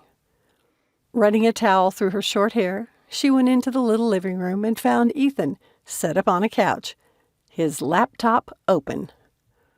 Her heart swelling, Sam watched him, so focused on whatever he was doing. The trip might have been tiring, but she'd enjoyed it because he was there. All her worrying that their online connection wouldn't translate to in-person had been a waste of time. If anything, it was even better. "Feeling more like yourself now that you've showered?" Ethan asked, startling her out of her reverie. How long had he been aware that she was standing there staring at him? Sam took the towel from her head and started drying her hair as she approached the couch. "Do you have homework already?" she asked. "I didn't think classes had started yet." "They haven't." Ethan glanced up. "I'm reviewing the things I want to see. My sister-in-law gave me her own list. She wants to know the ages kids have to be for some of the rides. Her family's young yet, so it'll be a while." "I've got a list, too," Sam said beside him, curling her legs underneath her. "I'd like to take things in a specific order." "Really?" Ethan leaned back. "I've seen conflicting suggestions, and summer crowds could limit the order we do things." "I understand that." She threw the towel over one shoulder and fluffed her hair. "But if we don't have a plan, we can't even try." "Okay," he said. "What have you got?" "Well, I want to experience the magical realm the way Ross did." "So, Realm Alley before the Hamlet." Ethan started tapping on his keyboard. "Why does it make a difference what order we see things?" Rafe asked from his open bedroom door. "For a true experience," Sam said, "it's best to take it in the order we see it in the books." "I'm more interested in the rides," Rafe said, "and I'd really like to check out the water park." Sam and Ethan exchanged glances, and he asked, "You do realize there aren't all that many rides, right?" "It's about the experience," Sam said, straightening. "Like being in one of the books." "Or the movies," Ethan added. "You too." Rafe flopped down on one of the chairs. "I can see I've set myself up for this trip by agreeing to go along with two of the biggest realm heads I've ever met." "You can join us," Sam nudged his foot with hers. "As soon as you read the books, you'll realize how much you've missed by just watching the movies." "Though you'd have to read the books more than once," Ethan said. "That's when you'll realize what a treasure hunt they are."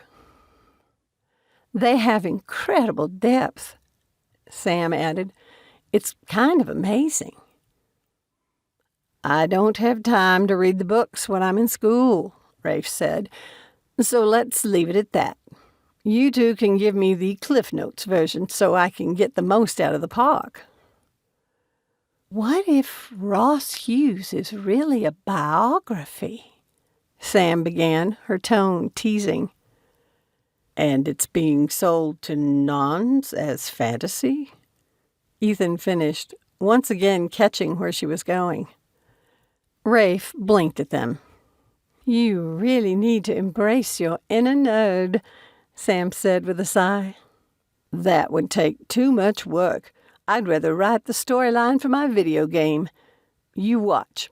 Someday it's going to make me and the guys rich." Rafe nodded at Ethan. "I know. You'd rather read books than game like us. To be honest, I've been surprised at the depth of nose-to-the-grindstone Walter's nerdiness." "Nose to the grindstone?" Ethan sent Rafe a scowl, but the corner of his mouth twitched. "That's funny, coming from all work and no play Davis." "Everything you talk about circles back to Ross Hughes, Ethan." "Amazing cosmic powers," Sam began, meeting Ethan's gaze. He snorted and finished. "But a teeny-weeny living space." "What are you two talking about now?" Rafe asked. Ethan grunted. "Ross's tiny bedroom. You see? Everything does link to things from the books. Sam gets it. No, don't even try." He looked back at Rafe. "If I can survive Jack's ribbing, I can take anything you dish out." Ethan gave a bring-it-on gesture. "Now that I've met your stepfather, I completely agree." Rafe raised both of his hands, as though in surrender. "I don't know if I've met anyone as intimidating as that man." "I thought he was sweet," Sam said. "That's because he liked you," Ethan said. "I saw him go after a worker on the ranch last week," Rafe said. "I've never seen anyone flayed alive with words before. And it wasn't even what Jack said, but the way he said it." "He can't be as bad as my mother," Sam said softly. "That's saying a lot." Ethan gave her an odd look. Sam wondered why she had brought up her mother. Just thinking about Victoria stole away some of the pleasure of the day. "What else does she do?" Ethan asked, keeping his voice low. "Emotional blackmail." Sam resisted an urge to glance back at her room, where her phone sat in her pocketbook, still off. How many messages were waiting to come in as soon as she turned it on again? "What do you plan to buy?" she asked to change the subject to something pleasant. "I'm tempted to get a team uniform," Ethan said, scrolling through the park's webpage on his laptop. "You know what they say about that, don't you?" Sam shot Rafe a glance, but she settled her gaze on Ethan. "What?" She pointed to a picture of Ross Hughes's team dressed for a game, including helmets. "If a guy dresses like that, he must be a keeper." Ethan burst out laughing. Rafe leaned over to look at it and groaned. "You two are killing me." "I'm not apologizing," Sam said. "I've saved up my money so I can buy souvenirs. First, I want an interactive ring." "Those are pricey." Rafe shook his head. "Everything in the park is pricey." Ethan gave a soft chuckle. "The cloaks are really well made, though, so I think they'll be worth it," Sam said. "You're getting a cloak?" Rafe asked, disbelieving. "In Florida? In August?" "I don't have to wear them now, but I want to buy them here," she said. "And there are places all over both parks where we can use the interactive rings," Ethan said. "I'll leave you two to it, then," Rafe said. There was something off about the way he leaned back in his chair, like he was trying to give an I don't care attitude that didn't quite work. Was something bothering him that went beyond being a movie fan, while she and Ethan were book fans? She wished she could ask him more probing questions. While they were comfortable step-siblings, they didn't have the closeness of a shared childhood. "Is something the matter?" Sam took the chicken's path and added, "We want you to have fun, too. So if our geekiness is a bother, please let us know." "I may not get everything, but it's all good. I'm just coming along for the ride anyway, and we'll leave the decisions to the resident authorities." He nodded toward the two of them. "But don't mind if I don't go to everything with you. I have some other things I'd like to do here, but I don't want to ruin your time." "The only way you could ruin my time," Sam said, "is if you were a hater. Then I would have to hurt you." "Oh?" Rafe's gaze scanned her tiny figure, wearing a patronizing smirk. "You and what army?" "I'll be her army," Ethan said, his expression almost tender as he watched her. "I may not be as tall as Braden is, but I'm taller than Rafe." "Hey." "Don't even talk about height to me," Sam said, not sure if the guys were just joking or really starting to get mad at each other. "Since my family tends to run on the shorter side, it's rude to mock people about things they can't control." Ethan started humming the tune from an old song about short people. Sam stuck out her tongue at him.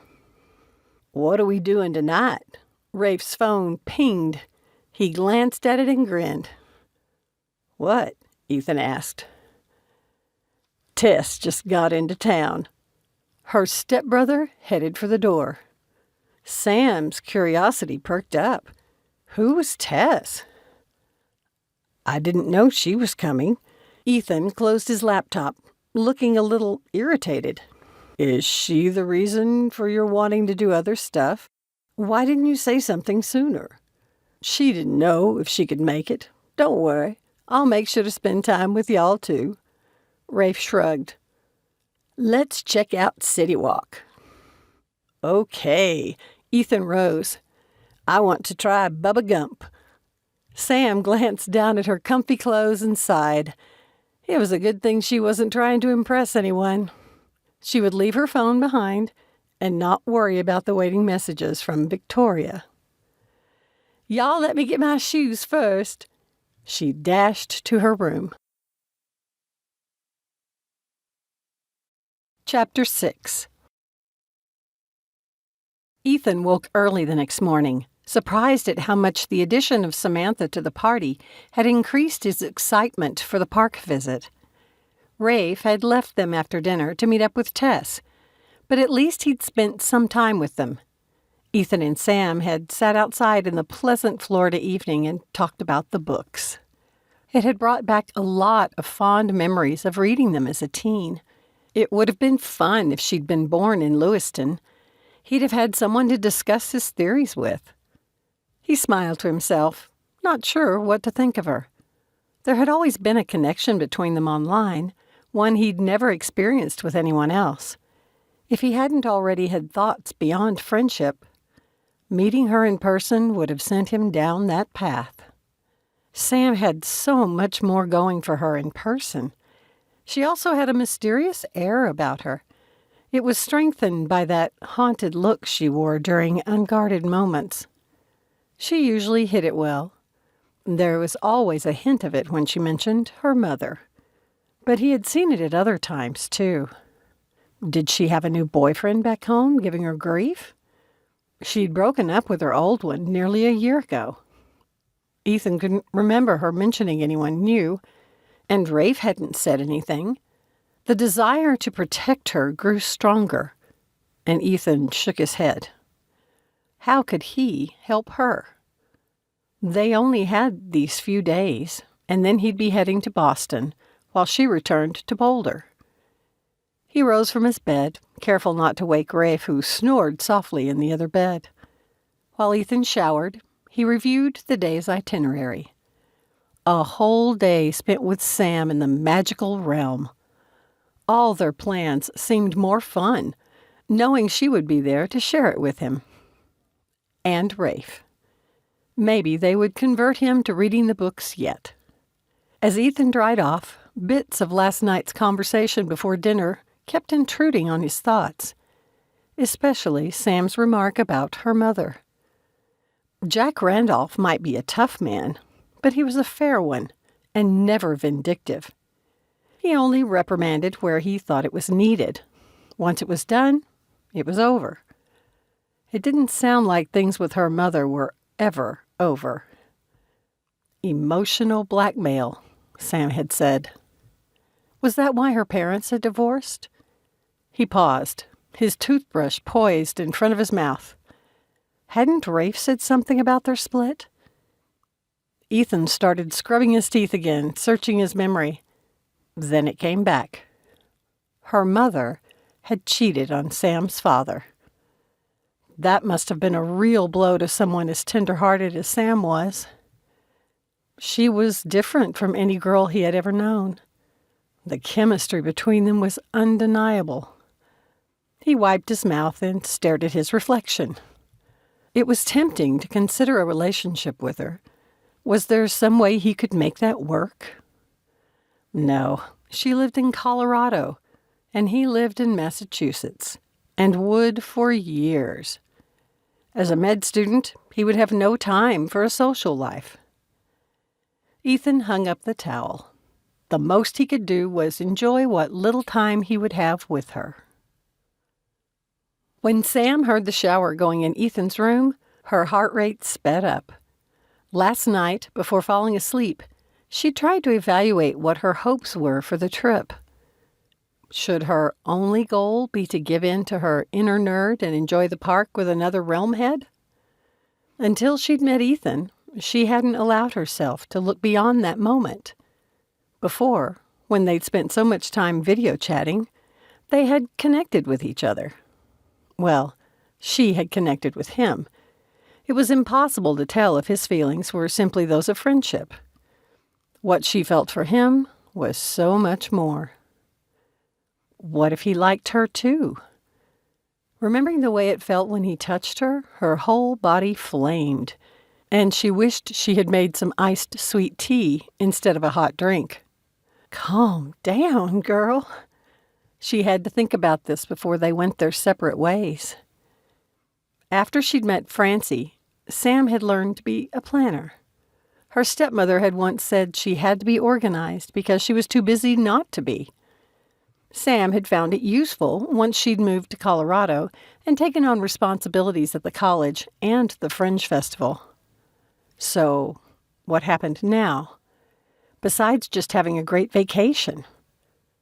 She thought Ethan was hot, and she was pretty sure he thought she was too.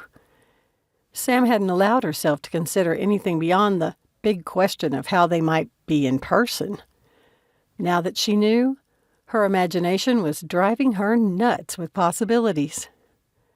She might be seriously crushing on him, but she felt a little presumptuous to consider a future where he was more than an online friend, who also geeked out over the books. Never before had she decided she liked a guy like this and wanted to pursue him. Pursue. Was that really what she was doing? What if she got what she wanted? What could they possibly have together with them living so far apart? Sam loved her life in Colorado, working at the college and volunteering with the festival. Her online fashion consulting business was taking off. If it continued to grow, she might have the option to do it full-time. Would a long-distance romance work, especially with a man who would be so busy with school? Assuming, of course, that he reciprocated everything she thought she was feeling between them. What if it wasn't, and she had been imagining it all? Her stomach knotted. What if Sam pushed away her cup? There were too many what-ifs. This wasn't something she could plan. Sam heard the door to Rafe and Ethan's room open. She exhaled, schooled her features, and glanced in that direction. Ethan watched her, and his appreciative gaze gave her the oddest sensation, almost as if it carried a balm that invigorated her while soothing her as well. "You excited to get started, too?" She waved him over. "Of course." He sat beside her and reached for the pot of hot water. "I feel like a kid again."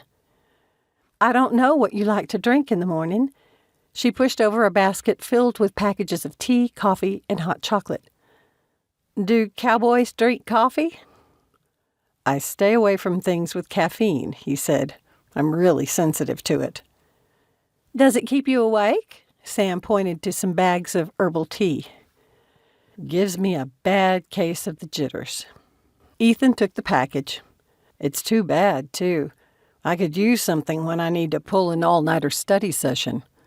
When he had poured hot water into the cup, he leaned back into his chair and stared into the distance. What a view. Yes, I like the colors of the sunrise in the background of the park buildings. Resting her chin on her raised knee, Sam studied him. His rugged good looks were very different from those of guys she'd liked in the past, especially her old boyfriend who'd almost qualified as a pretty boy. Ethan had a sense of quiet strength about him. Yes, quiet strength fit him. But she thought there was more to it. It wasn't just that he seemed strong, but that she felt stronger when he was around. The whimsical thought made her chuckle softly to herself. He glanced her way. She dropped her gaze and reached for her cup. You never got to tell us about that plan you had for the park, Ethan said. Sam hesitated only a second before asking, How brave are you? What do you mean? He asked, suddenly wary. Have you ever participated in role-playing games?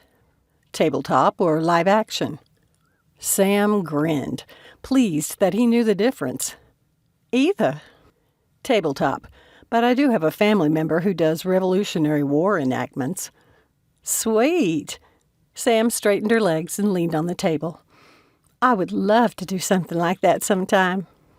What does this have to do with our park visit? Oh, yes, that. She worked hard to contain her excitement in case he thought it was stupid. Don't you think it would be fun to role-play in the park? Like how?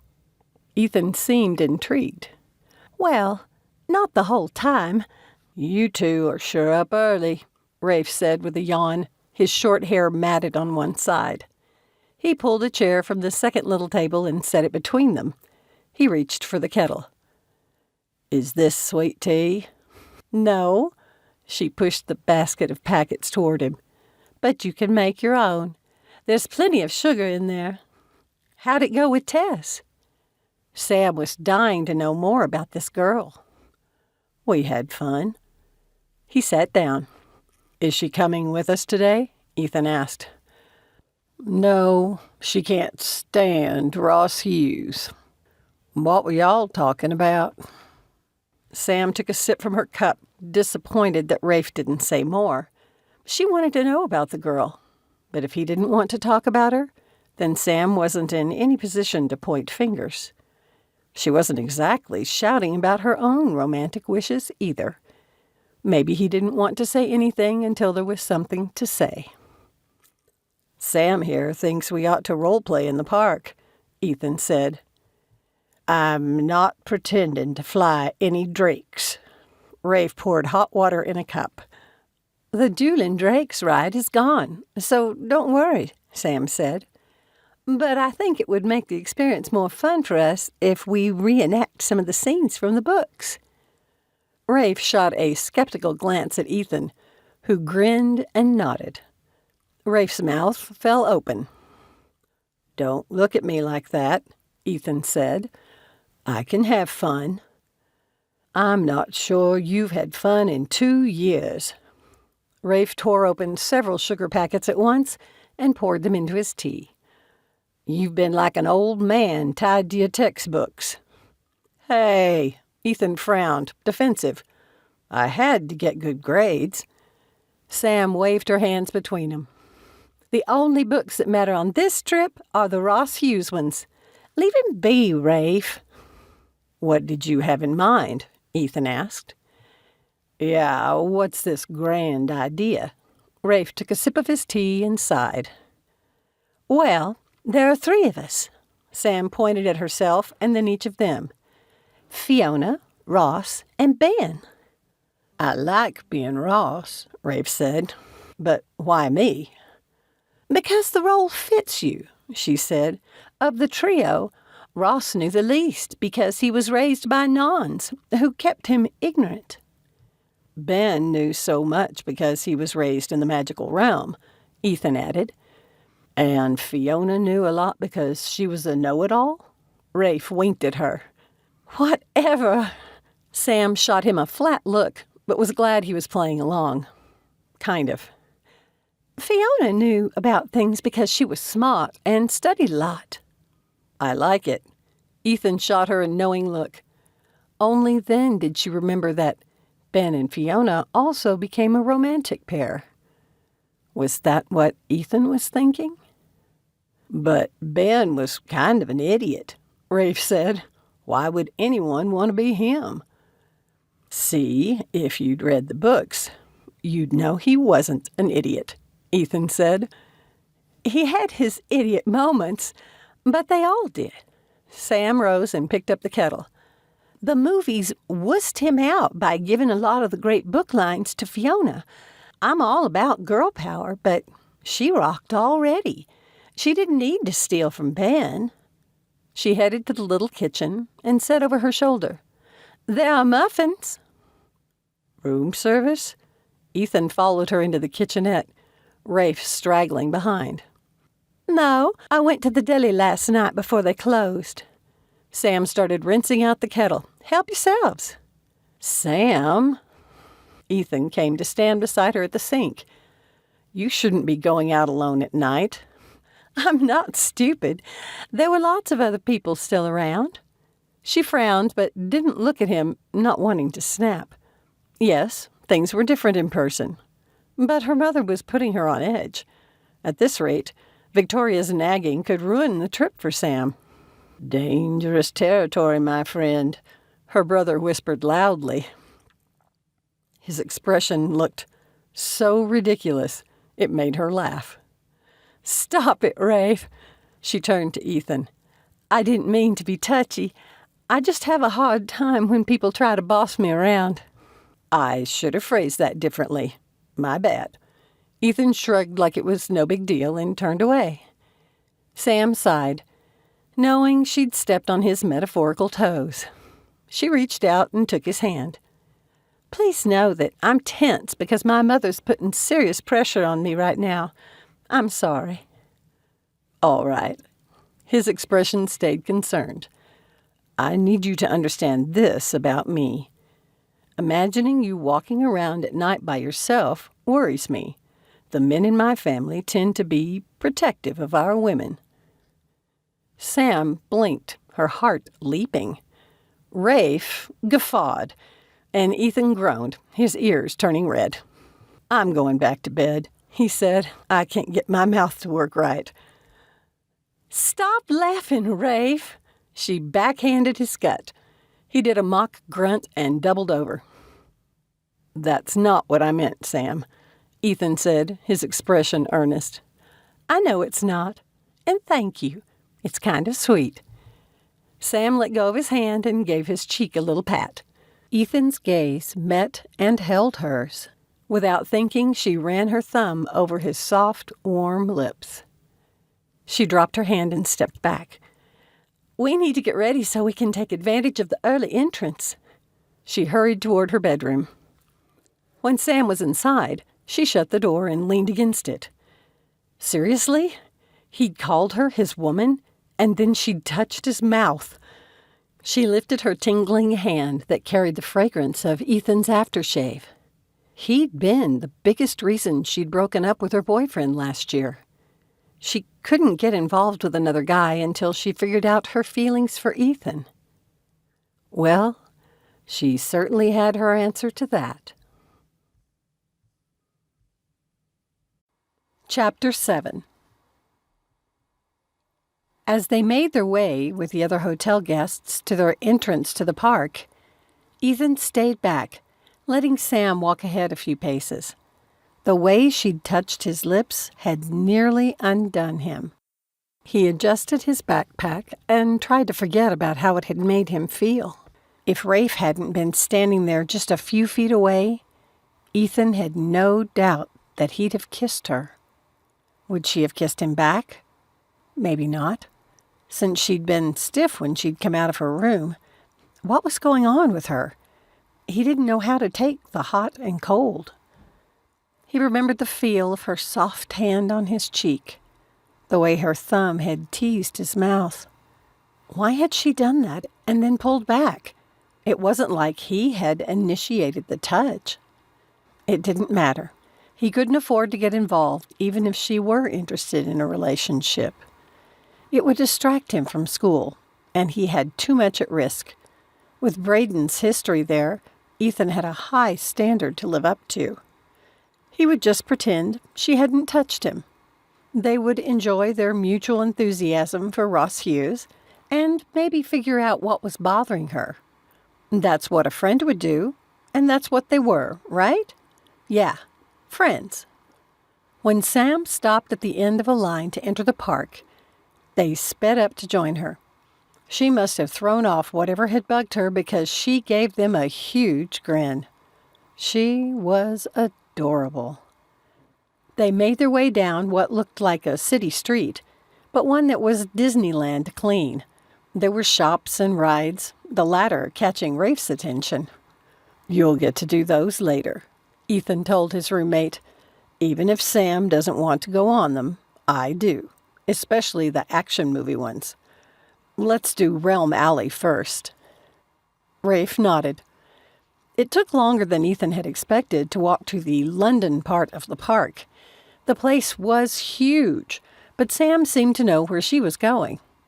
He wondered when the role-playing she'd mentioned earlier might begin, or if she'd given up on it. Suddenly, she spun around to look at them, her eyes shining. "Do you see it?"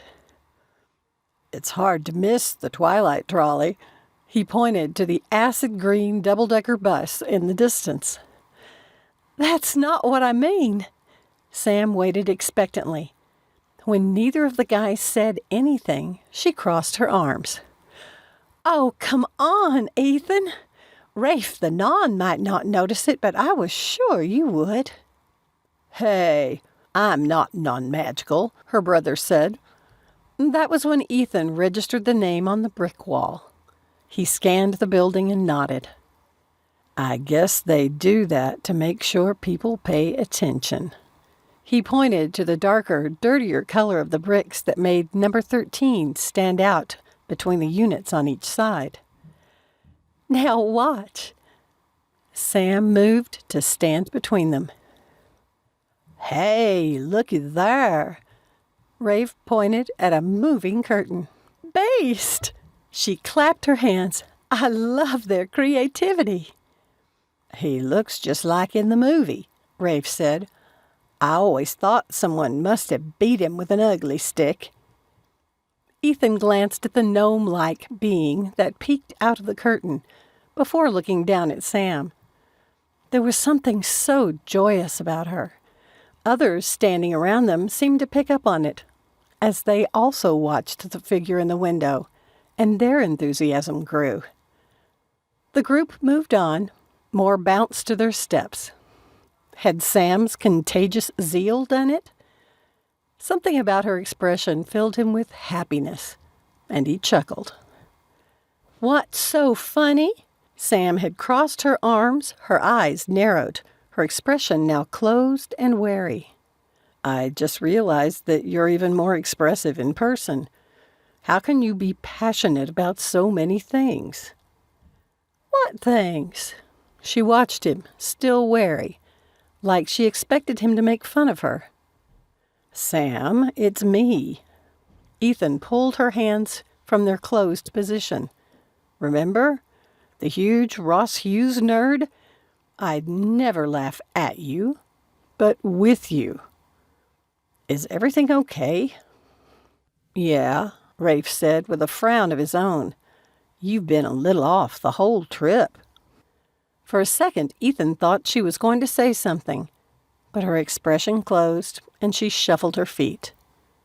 "It's just something I'll have to deal with when we're done with the vacation." She gently pulled her hands from his. When Rafe looked about to push for a better response, Ethan shook his head. He knew what it was like not to want to talk about something. and he wasn't going to press her. If she wanted to share whatever was bothering her, she would. He had never been a meddler, always wanting to get people to talk about things they didn't want to talk about. "Where to now?" he asked. Sam pointed to the right. "King's Cross Station," she said, "but we won't ride the Unlimited first." The sound of a crying child drew their attention. A little girl, perhaps 4 years old, stood in the middle of the empty road in front of the brick building. "Hey there." Ethan was at the child's side in a couple of steps, and he knelt beside her. "Where's your mommy and daddy?" She threw her arms around his neck. "Lift her up," Sam said as she hurried over. "Maybe she can see them from higher up." He did as she said. "Look around, sweetie." The child lifted her head from his shoulder, which was now wet with her tears. Sam softly patted the little girl's back and scanned the people around them. There were some small groups, and Sam's gaze went past one in the distance, walking away from them. From the corner of her eyes, she saw someone make a jerky motion. Everyone in the group had started frantically looking around them. "Is your mommy over yonder?" She pointed to the people, and the child nodded vigorously. Rafe raised both his arms to get their attention.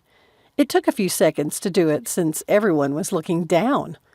Finally, a woman wearing a panicky face saw him, and her gaze darted to the child Ethan held. "Mommy!" the little girl cried. By the time the woman reached them, she was in tears. Thank you, she cried, pulling her daughter into her arms. The others surrounded them. Ethan took Sam's hand and stepped back to give them room, moved by the response. Sam's eyes had gone blurry, and she leaned against his arm. "Ma was just telling me about something like this last week," Rafe said as he turned to face them. "Those two little kids are real pistols. Neither she nor your dad are experienced with more than one kid at a time. They lost Lessa at the zoo for a couple of minutes. You can imagine Ma freaking out about Lessa ending up as lion dinner." "I hadn't heard about that," Sam said. "I think I'd panic too." She glanced up at Ethan. "You were really good with her, and she trusted you right away. Do you have lots of little brothers and sisters?" "No, just one brother, and he's not much younger than me." His gaze shifted to the group as they strolled away again. "Kids do seem to like me. I don't know why." Sam thought she did. Even though Ethan was tall, he didn't carry himself in an intimidating way. Instead, he had an easy grace about him, but still exuded strength. She found it comforting and completely understood why the little girl had thrown her arms around him. It made Sam think of her childhood doctor. He'd made sure that his nurses gave the shots. When her father had asked the doctor about it, he said he didn't want the children to associate pain with him. It made it easier to examine them if they weren't afraid. "Have you ever thought of being a pediatrician?" Sam asked Ethan. He blinked. "No." "Why not? You'd be good." "I'm going to study thoracic medicine." "Why?" She gazed up into his blue eyes, imagining her little brother and sister being treated by him. It wasn't hard. Ethan paused, his expression confused. "I don't know. I've just always wanted to be one." "Since you were how old?" she asked. "As long as I can remember, I guess." Sam pinched her lips, feeling like she was on to something important. She'd challenged him on lots of different things during their online conversations. Would it be different to say it in person? Best to know now how upfront she could be with him. "So what I'm understanding from this is that the whole time you were growing up, you looked up to this super smart guy." She watched his expression before continuing. You idolized him. His father was like a father to you, and you wanted to be just like his super son. So you could be a son too? She kept the thought to herself, though she almost had to bite her tongue to do it. That might be too much. Ethan considered her words, his brows knit. Finally, he shook his head. No, I've just always wanted to be a thoracic surgeon. Because every little child knows what a thoracic surgeon is, right? Are you two done talking? Rafe asked from a few paces away. I'm going to talk to the Twilight trolley driver. Do you think they have the talking heads? He strode toward the green vehicle. Sam followed. She usually had good instincts about people. Ethan would probably make a really good pediatrician. The idea made her pause mentally. Where did she come off thinking she knew what was best for him? That wasn't presumptuous at all, was it? She needed to be more careful, or she'd turn into her mother. What a dismal thought. Ethan slowly followed the others. For the first time since he'd made his decision to become a thoracic surgeon, a little inkling of doubt tickled his mind. It wasn't even so much that Sam was challenging his conviction, but that her words had rung with truth. Whether or not it was truth in her mind or truth in general, it struck him hard. He did like kids. They were fun, and he enjoyed their spontaneity. Being around his nieces had shown how surprising children could be. He loved it, and it made him smile. That, in turn, made him think of the joy on Sam's face when she talked about her job. Was thoracic surgery the kind of job that could bring that to Ethan? He would never have thought about it. All through high school, he dedicated himself to getting the grades needed to qualify for Harvard and then, once there, into medical school. Just like Braden. Looking back on it now, he wondered if he had missed something in his dogged pursuit of that goal. He shook his head, chiding himself. It would still take him 7 more years of school to become a pediatrician. Why not just continue with thoracic surgery, since that was what he wanted? Wasn't it? Chapter 8. Sam waited for Rafe, who was laughing with the Twilight trolley attendant, but her attention was on the red phone booth a few feet away. It looked like a smaller version of the TARDIS from Doctor Who. Different world, though. She gave a soft chuckle at the thought. Laughing at Rafe? Ethan asked, stepping beside her. The way he'd hung back had worried her. First, she was edgy and suspicious, and then she was playing the bossy busybody, telling him he had chosen the wrong career path. Maybe she was a busybody. No, that. Sam pointed to the phone booth. The consulate's non-magical entrance. Ethan tilted his head. But what's funny about it? TARDIS, anyone? Sam asked. Oh, yeah, both written by Brits. Ethan shrugged. Seriously? Sam nudged him with her elbow. Don't you think a Time Lord must be a member of the magical realm? She waited expectantly. He had to be a Whovian. I hadn't thought about it. The dimples in his cheeks appeared as he grinned. I like it. And now for headquarters. Without thinking about it, Sam had slipped her arm through his. There she went again, jumping the gun. She started to pull it back, but he covered her hand with his. Let's do this together, he whispered. She nodded, the butterflies in her stomach coming alive. They waited for the booth to empty and squeezed inside together. He lifted the phone piece and held it up to their ears.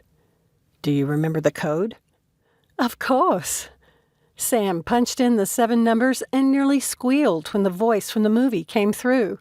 Sweet, she cried. The warmth of his breath on her cheek, and the smell of his aftershave made her feel lightheaded. Their faces were so close. She glanced up and found him watching her, the phone in his hand, seemingly forgotten.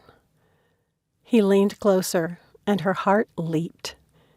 The rapid pulse in his throat made her want to snuggle into his neck. Sam lifted her chin, and he slid his free hand around her. She closed her eyes, her lips ready. "You two done in there?" Rafe shouted, giving the glass on the door a sharp rap. She and Ethan started, and he pulled her closer, whispering in her ear, "Another time." He released her and followed her out.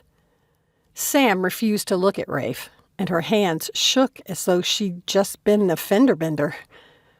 "You ought to try it," Ethan was saying to her brother, sounding completely natural, just like the movie. Rafe entered the phone booth, and Ethan mocked him for not having memorized the numbers. Sam took a few deep breaths to calm herself. She glanced at him, now leaning in the open door and telling her brother the numbers. This was so much better than anything she'd imagined. When they finally exited the phone booth, she had control of herself again and was able to look at Rafe and Ethan as though nothing had happened. Well, nothing had happened. Dang it. "I think the entrance is over yonder." She pointed to some openings in a yellowish brick wall.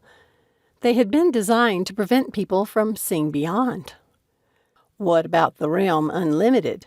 Rafe nodded to another brick building with the words, "King's Cross Station," overhead in large letters. "Ross experienced the end first," Sam said, already moving toward the wall. "So that's what I want to do." "You heard the lady." Ethan caught up with her, and his fingers brushed hers. Sam curled her little finger around his for a second before Rafe came up beside them. She reached into her pocketbook to pull out some lip gloss. Not that she needed any in this humidity. It was sure awkward trying to carry out a flirtation with Ethan with her brother there. Why had she never considered that in all her daydreams? Probably because she hadn't let herself fantasize beyond their initial meeting. They came around the brick wall and found themselves facing another one. This one reminiscent of the moving bricks in the books, frozen in place in the process of opening. "Oh, my heavens!" Sam reached up and touched the bricks. Unlike the wide-open spaces they had just left, the alley, a good name because that's just what it felt like, stretched before them. In the distance was the now iconic entrance to the bank with its infamous fire-breathing drake on top. Once again, Sam couldn't help herself. She took Ethan's arm, and they stood close together, taking in the view. "We're here," he whispered. "We're here," she repeated. "Move on, you two," Rafe said from behind them. "Y'all are impeding traffic." They took their time walking up the narrow street. The inn set off to the left. Unlike in the books, it served as a fast food restaurant. Sam had to resist the temptation to go into the joke shop, and she could tell the guys wanted to hit there first. If she gave in and let herself be distracted by every fun thing, she'd fail her plan. "We need to stop at the ring shop first," Sam said. The interior looked like it had in the movie, though it felt tighter than she had imagined. They entered with a couple of other people. "Where are the interactive rings?" she asked the clerk who wore realm cloaks. "There are explanations above them." The girl pointed to the side, but looked behind Sam. "Next." Ethan came with her, and they reviewed the lists. "Which one?" "I took a quiz," Sam said, reaching for a small burgundy box on the left. "And it said my ring should be made of ash." "I've read a little tree lore," Ethan said, his smile smug, "and I hear ash is for stubborn people."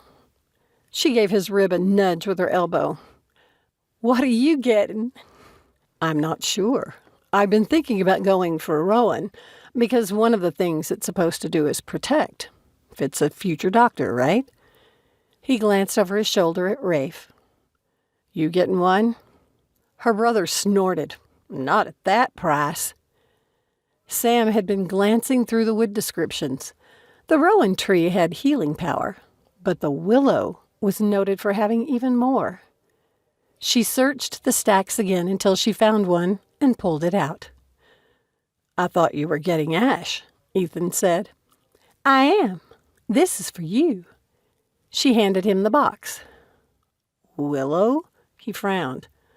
I don't know. Ross's mother's ring was willow, Sam added softly. And so was Ben's second ring. Ethan met her gaze then, and her heart flip-flopped. All right. He reached for it, covering her hands with his. She wanted so badly to stand on her tiptoes and kiss him. Rafe's presence behind her brought Sam back to her senses, and she pulled back her hands. The nice thing about rings is they won't get in the way of any of the rides, Ethan said. We can get lockers for the cloaks. Sam stepped up to the cash register. I thought there was a ring-choosing ceremony or something, Rafe said. That's another line. Ethan pointed to the side where a small group of people was gathering. We can do that next. When they had paid for their purchases, they exited the shop and went into the other entrance. I'm glad there are some kids, Sam whispered, nodding to a family in front of them. They'll choose one of them. The doors opened, and a woman dressed in realm cloaks indicated they should follow her. As Rafe moved forward, Sam's phone vibrated. She pulled it from her pocket. Another text from her mother. Sam watched the group moving away and debated turning off the phone. It was the 5th message she had received so far this morning. Last night, she'd finally responded to a single email. You coming? Ethan asked from the doorway. You go ahead. I have to take this. Sam turned and went out of the shop. Hopefully, she'd have an opportunity to watch another ceremony. Ethan wasn't normally an eavesdropper, but it bothered him that Sam's expression darkened every time her phone pinged with a message.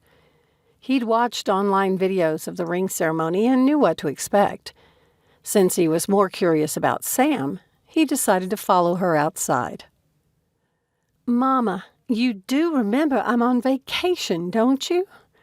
Sam paced back and forth, but didn't look in his direction.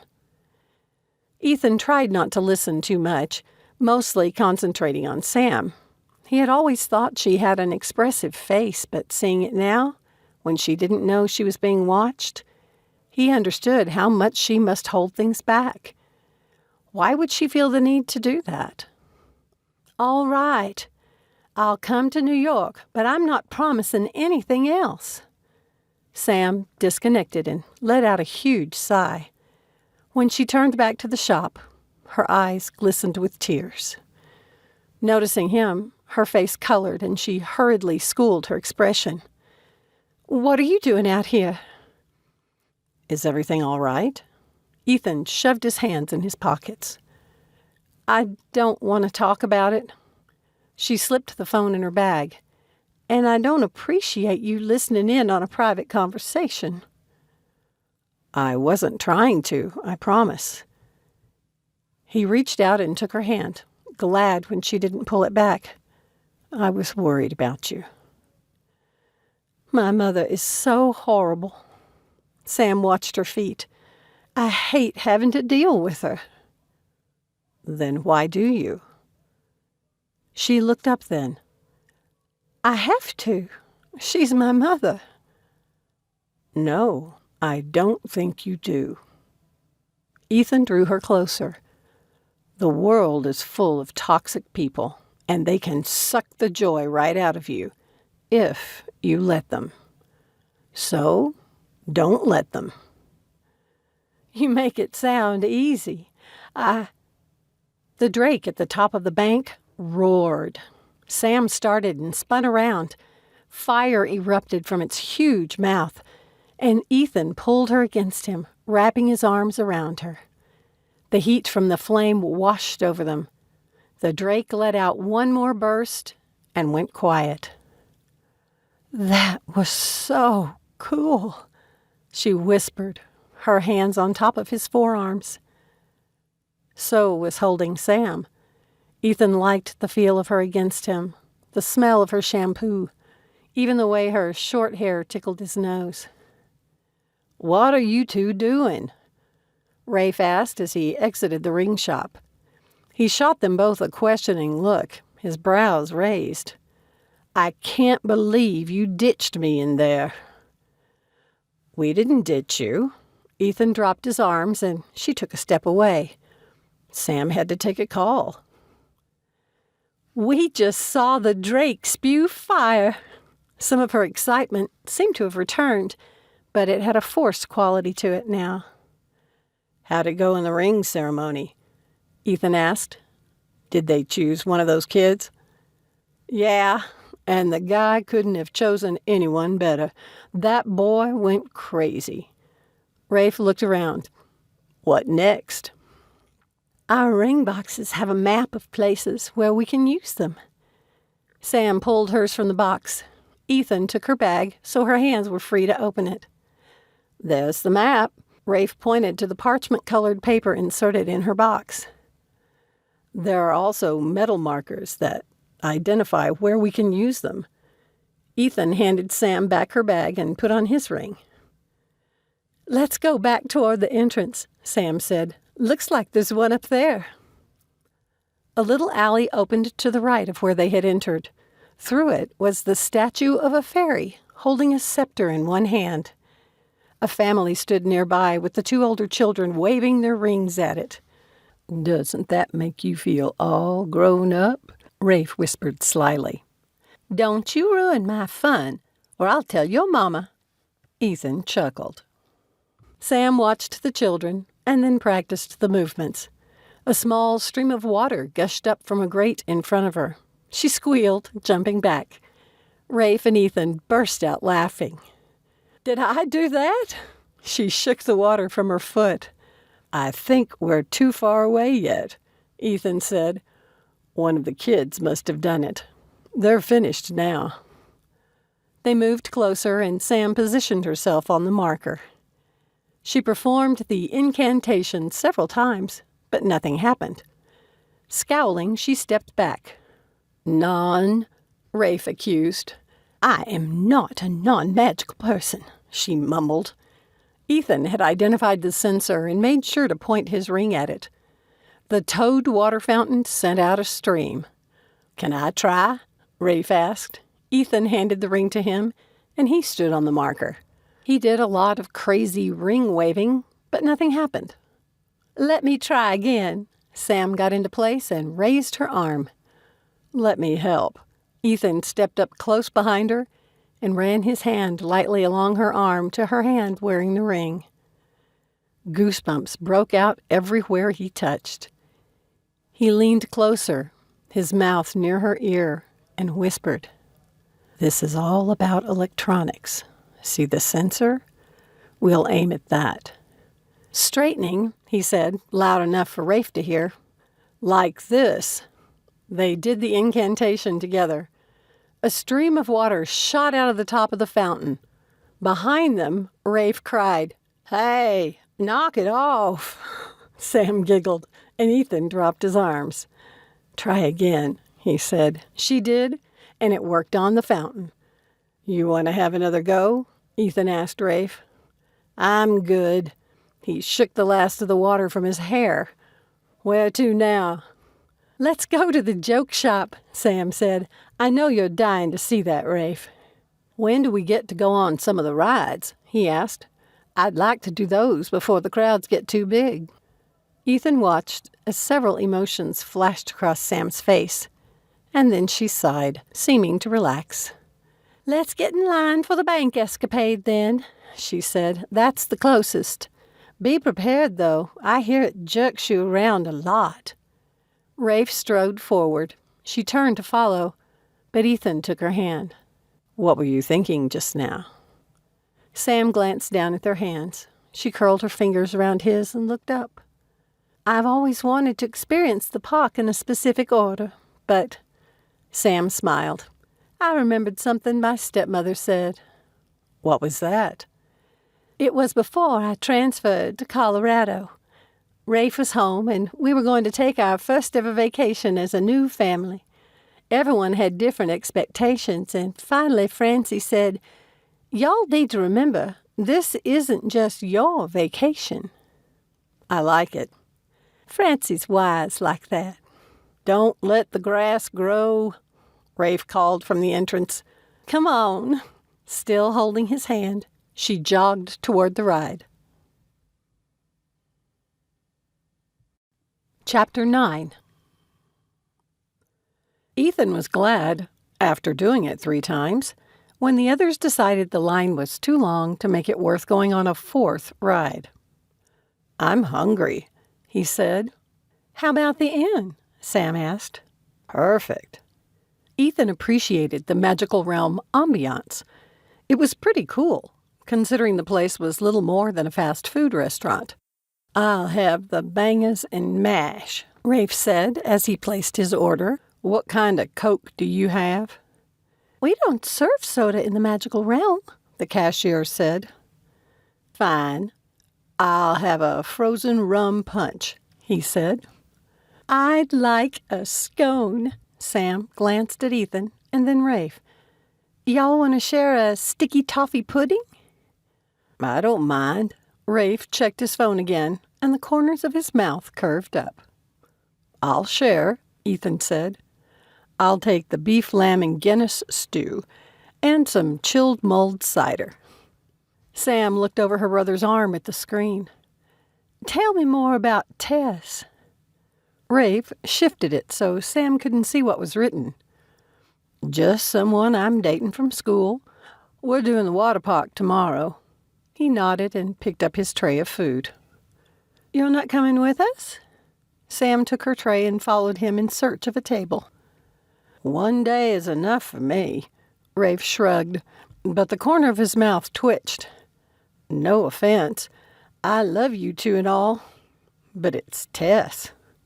He took a couple of long strides and slid into a booth that a couple had just vacated. Is she your girlfriend? Sam took the bench across from him. Ethan put his tray next to Sam's, and she moved to make room for him, wanting to grin that he'd chosen to sit beside her. We're not officially together. Rafe took a sip of his drink. His eyes widened and he took another. Whoa. Good, isn't it? Sam leaned forward. But what does that mean, not officially? You're fixing to get engaged? Not likely, Rafe chuckled. Now, just let it be. He started in on his food. She shot Ethan a questioning glance, but he only shrugged. Everyone concentrated on their food and ate quietly. Rafe finally finished and stood. I gotta bounce. He picked up his tray. Is anything wrong? Ethan asked. No, Tess is just ready to hang out. Rafe shot them a conspiratorial look, turned, and left them. Sam watched him go, a little dismayed. Would he have ditched them for Tess for the whole day if she had been available earlier? No, I think he'd still have spent the morning with us, Ethan said, seeming to read her mind. Do you know her? Sam asked Ethan. Yep. His tone said it all. He picked up her empty plate and added it to his tray. Like that, is she? Sam sighed. His mother has to be the sweetest person I've ever known. I always reckoned Rafe would find someone like her. Someone who would fit in with the family, you know? I do. Things at home would have been completely different if Braden had married a different kind of woman. Jack has no patience with manipulators. From what I've picked up, I think his first wife must have been one. Is Tess like that? The thought that Rafe might have gotten himself involved with a manipulator soured the food in Sam's stomach. You mean a rich girl who's used to getting what she wants any way she can? He stood and picked up the tray. Are you disappointed he ditched us for her? I'd be lying if I said I weren't. Sam rose and picked up her backpack. This girl obviously means something to him. He's too important to get mad at for something like this. You're a wise woman, Samantha Diederik. His admiring gaze made her self-conscious, as though he thought she was better than she was. No, I just don't want to be like my mother. I rest my case. Ethan put his arm around her shoulders as they exited the inn. That speaks more about the quality of your character than anything else. Hey, he turned her to face him. You're like Ross. Sam was so distracted by his closeness that it took her a second to understand what he had said.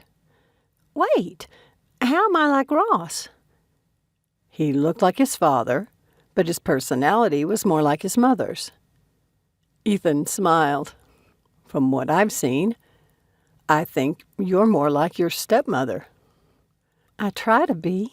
Worry replaced her previous excitement. Is Rafe in the hands of someone like my mother? I don't know her that well, to be honest. Ethan dropped his hands. But I know people who do, and she sounds like a cold-hearted prima donna.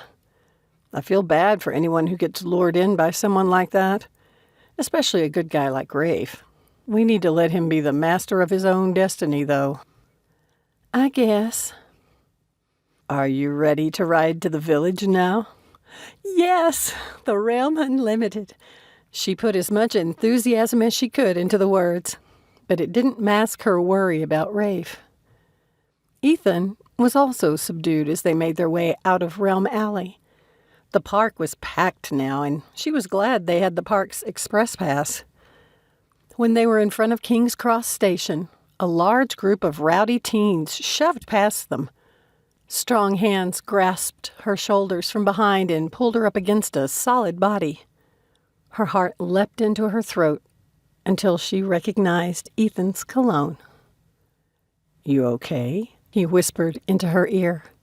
His warm breath on her neck sent a shiver through her, and goosebumps broke out in spite of the day's heat. I didn't want you to get trampled by that lot. I'm fine. Sam leaned against him. He dropped his arms from her shoulders and wrapped them around her waist, his arms protective and electric at the same time, making it harder for her to calm herself. She wanted to stay there forever. I think it's safe now, Ethan finally said when the crowd had moved on. Thank you. Sam didn't move, and neither did he. She had no idea how long they stood like that. He finally dropped his arms, but took one hand and laced their fingers. She turned to face him, and their gazes met. They were standing so close. For a year, she had dreamed of this, all the time telling herself how stupid she was being. Just because they had so many shared interests, and he seemed to flirt with her online, especially after Rafe left the chats, didn't mean it would be the same in person. That he was interested in her like that. Like this. She wanted to reach up and run her hands through his short, sandy hair, to pull his face to hers and kiss those lips. Ethan leaned a little closer, his gaze dropping to her mouth. Sam's breath hitched. This was it. If he kissed her, it would change everything between them forever. Was she willing to risk their friendship? Her body moved of its own volition, and she lifted her chin. The corners of his mouth curved up, and he took her other hand, easing closer still. Sam closed her eyes, her entire body tingling with anticipation for the warm feel of his lips on hers. She had waited so long for this, dreamed of it. He's going to kiss her, a girl's voice hissed from the side. Sam popped open her eyes. Ethan had stopped, his lips a breath from hers, a furrow growing between his brows. It was like the sound of the voice had wakened them to the fact that they weren't alone. They turned to find 3 young teen girls watching them expectantly, their eyes wide with excitement. One was licking a hard candy sucker. She nodded to them as though encouraging them to proceed. Flushing, Sam stepped back. Ethan coughed and shifted uncomfortably. "You ruined it." Sucker Girl shot a dark look at one of her companions. "You just had to say something." "Don't stop," the third girl pleaded. Without a word, Ethan took Sam's hand, and they ran into King's Cross Station and into the crowds lining up for the Realm Unlimited. Once they were out of sight of the girls, Sam burst out laughing. He pulled her with him into a corner to let others pass. In the dim light, she realized Ethan was watching her. "What?" she asked, her heart thudding, this time from excitement. This back-and-forth stuff was going to kill her. "That's what I'm wondering." He lifted their joined hands and brought hers against his chest. His heart was beating as frantically as hers. "What is this, Sam?" What was it? Chemistry? They definitely had that. She'd never been this hot for a guy, ever. But it was more, at least for her. So much more. It was like something in their souls had connected online, and now, in person, it had forged into something powerful. Her voice trailed off as his dark blue eyes held hers. She could lose herself in them, like staring at an ocean wave that was about to overwhelm her. "Yeah, that's what I thought." Ethan slid his other hand around the back of her neck and slowly, deliberately brought her face closer to his. Once again, he paused with his mouth close to hers, but not touching, as though he waited for her permission. "Oh, for heaven's sake!" Sam closed the distance and touched her lips to his, tentative at first. Ethan released her hand and pulled her closer. She slid her arms around his neck, loving how he held her, the taste of him. His warm mouth and the caress of his soft lips were better than she had ever imagined. It was like she had been on fire before, and his touch was gasoline. When he finally broke the kiss, they were both breathing heavily. "Wow," Sam said softly. She moved her hand to cup his cheek, loving the feel of stubble. "Yeah, wow." He kissed her again, slowly this time. "Get a room," a man in a group said gruffly as they walked by. "So much for dark corners," Sam giggled. Ethan threaded their fingers, and they went to join the line for the Realm Unlimited. As they took their seats, an odd sort of giddiness made Ethan feel a little disoriented. Since he had first heard that the park would include the famous train from the books as a ride, he had looked forward to experiencing it. Yet it was Sam who took precedence. His senses had gone hyper-aware, drawn by her vibrancy. The air-conditioned compartment, after the muggy outside air, made her warm body beside him even more welcoming. Many times over the last year, he had wondered what it would be like to kiss her. Man, had he underestimated it. He ran his thumb over the top of her hand, and she shivered. "Are you cold?" he asked. "No." She snuggled closer to him. "It's not the air conditioning." He grinned, liking the effect he had on her. "Look!" cried one of the children in the carriage. Ethan let his gaze follow the movement flow back and forth between the outside and interior windows. At the sound of Ross, Ben, and Fiona's voices, the children squealed, but all Ethan could think about was when he could kiss Sam next. The short ride ended, and he couldn't remember anything that had happened as part of the attraction. Still holding her hand, they made their way from the station into the village. "It looks just how I imagined it." Sam pointed to the famous castle in the distance. She turned and gave him a quick kiss. Ethan chuckled, and they entered the first store. The afternoon went by like the morning had, filled with searching out places to work their incantations and window shopping, but with a lot of stolen kisses. Sam talked him into doing the ride inside the castle 3 times, in spite of the long lines. All afternoon, a little niggling of warning had tried to take hold, but he'd pushed it off. He didn't want to listen because he was caught up in the unexpected sense of euphoria that had come with this sudden change in their relationship. Being with Sam brought a powerful headiness with it. If she were a drug, he was addicted. As they stood in the line at a tavern for dinner, he felt elated. He had never experienced anything like this before, the sense of rightness that came from being there with her. Perhaps knowing that they only had these few days together made it so sweet. Would their relationship go back to just chat buddies, with Rafe their only link? His mood dimmed at the thought. Ethan raised their clasped hands and kissed the top of hers. Sam met his gaze, and the corners of her mouth curved into a slow smile that warmed him inside and out. He slid his free hand behind her head, his fingers in her short hair. The electricity between them acted like a magnet, drawing them together. "I would really like to kiss you," she whispered, her breathing rapid. "But not here." "Right." Ethan gave her a chaste kiss on the cheek, and they moved ahead in the line. Chapter 10. Sam smiled as Ethan gathered the tray with their food, her heart bursting. Never in her life had anything she'd wanted so badly ever come about. But he was so much better than anything she had ever imagined. She wanted this. Wanted him. Over the years, she'd wondered if she were falling in love with an image she'd created of the guys she knew online. Now she knew the truth.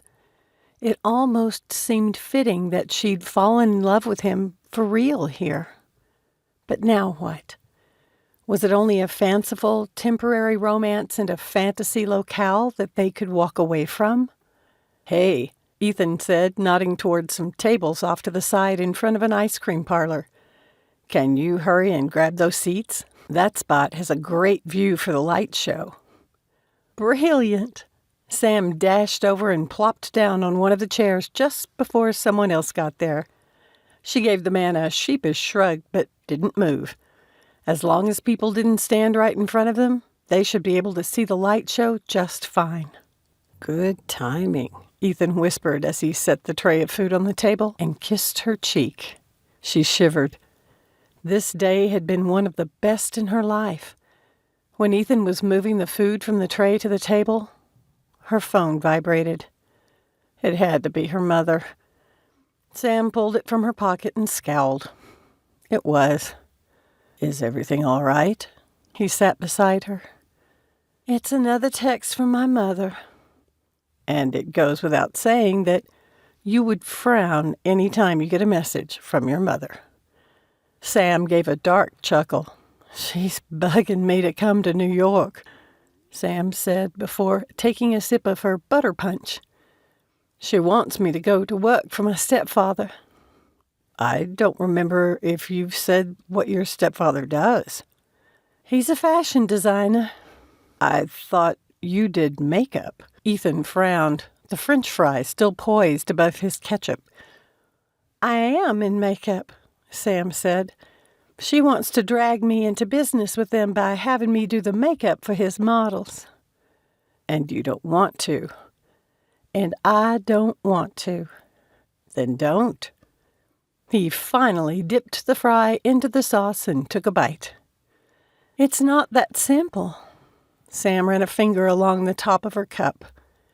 "Telling my mother no is never an easy thing to do. There's always an emotional backlash that makes me doubt if I won the round or not." "That sounds ominous." "I cannot even begin to explain how nice the last 4 years have been with her in Europe. We only communicated on the holidays and on my birthday, and other times she'd tried to talk me into moving there with her. It's frustrating. I don't know why she keeps asking me, since I'm not even sure she likes me very much. She certainly never approved of me. Look, I've said this before. Ethan covered her hand with his. Life is too short to let toxic people in. She's my mother. Sam pressed her lips together. Why didn't he understand? I know that. With a gentle finger, he lifted her chin and waited until she met his gaze. You said your life was better when she's far removed from it. So don't let her back in. Sam looked away, her eyes burning. How could she simply step away? All she wanted was Victoria's approval for something. Anything. Just once. Could this offer provide that chance? Ethan let out a breath. Just think about it, okay? You're not a little girl anymore. You get to decide how much power you give her over you. He leaned closer and kissed her cheek before turning back to his food. She played with hers, no longer hungry. It was bad enough that she'd let her mother's demand take the joy out of the evening. Sam didn't want to be angry with Ethan, too. She scooted her chair a little closer to his, and he put an arm around her. Now the sun's going down. It's getting more comfortable, he finally said. One thing about going to school in the East is that I've come to understand I don't like humidity. I like Montana's drier air. It took me a while to get used to it when I moved to Colorado. Sam held up a hand. I love how fast my hair dries there compared to North Carolina, but I have to drink a ton more water and use a lot of lotion or my skin looks parched. I think your skin is just fine. His fingers caressed her arm. How come you changed your hair color? Don't you like it? She reached up to touch her hair in alarm. I think it's great on you, but I liked your natural hair color too. This short, dark look is a very different one for you. It made me wonder what brought on the change. I grew up with a younger brother and no sisters. Jack's children, Braden and Ashlyn, are a lot older. Sam shifted so she could look at him. Did you feel left out, knowing they were Jack's children and you weren't? Ethan dropped his gaze. I think I probably did, but not consciously. You've met Jack. What you see is what you get. He treats everyone the same, so I'm sure he wouldn't have treated my brother and me differently if our mother had married him years ago. If you get his approval, he has your back. If you don't, stay clear of him. She laughed softly. I can imagine that. He's quite the intense man, isn't he? He nodded, but didn't say anything more. You're awfully quiet, she finally said. I was just thinking that even though our upbringings were different, we still have a lot in common. Like what? We've both got solid parents. Ethan lifted a finger when she started to protest. Your father. True. And you seem to care a lot for your stepmother. I do. Sam leaned her head against his shoulder. She was my friend first. Someday, I'll have to tell you about how we met. Francie took me under her wing. She really is a mother hen. Tell me now, he whispered. It will distract me from how much I want to participate in another PDA with you. Oh, my, Sam choked back a laugh. All right. I met Francie at school. She was a recent widow and was on a jobs program there. She was poor, but really clever at making things for herself, and she offered to teach me. Sam stared up at the darkening sky. Francie was a few years younger than my daddy, and I decided I wanted to see what would happen if they met. But the joke was on me. How? She was his secretary. Here I was trying to think of ways to get them to meet, subtle-like, and they were already falling for each other. My mother was awful about it. Sam sighed. I'm the one who came upon her cheating on my father. Then, during the divorce, with all the hateful stuff going back and forth, I started acting out. It was stupid, but I was hurt. Thinking back on it now, I guess I wanted something in my life I had control over. Sounds like you were caught in the crossfire. It's hard to imagine your father acting like that because he seems so mellow now. Did you feel like you had to defend your mother? Yes, Sam leaned forward, and I felt guilty the whole time I was. She was the one who cheated, not my daddy. It wasn't until I met Francie that she showed me a different way. She mothered me, a total stranger. My own mother had never done that. I loved it. After spending time with Francie, I accepted that I loved my mother, but I didn't like her. But there's still a part of you who wishes your mother could be like Francie. Yes, Sam's shoulders sagged. There's nothing wrong with wishing people were different. Ethan stroked her hair. Sam snuggled against him. She'd never before had a boyfriend who understood. Did you ever know Jack's first wife? She asked. No. To tell the truth, the way you've described your mother reminds me a little of stories I've heard about Braden's mother. At least about the social status stuff. Their kids came to spend part of the summers with him. They'd just gone back home when my father died. That must have been hard on Jack, Sam straightened. There he was, probably feeling bad about your father's death, but also worrying about being responsible for his widow and 2 young kids. How did he handle that? He just stepped in. He's the only father I remember. He taught me everything I think my father would have. Like riding a horse, how to do chores around the ranch, whittling, working with leather. He came to all my school events. When I pulled stupid adolescent stunts, he was the one who helped me work through them and gave me the talk when I got interested in girls. Ethan's expression turned troubled. What? I never thought about it before, but he didn't have to do any of it. He met her gaze.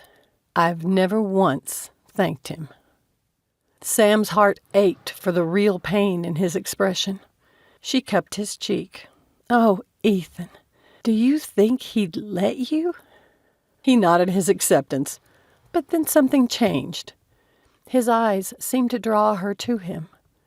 Not physically, but as though the bond she'd felt earlier had forged deep inside him and then linked to her very essence.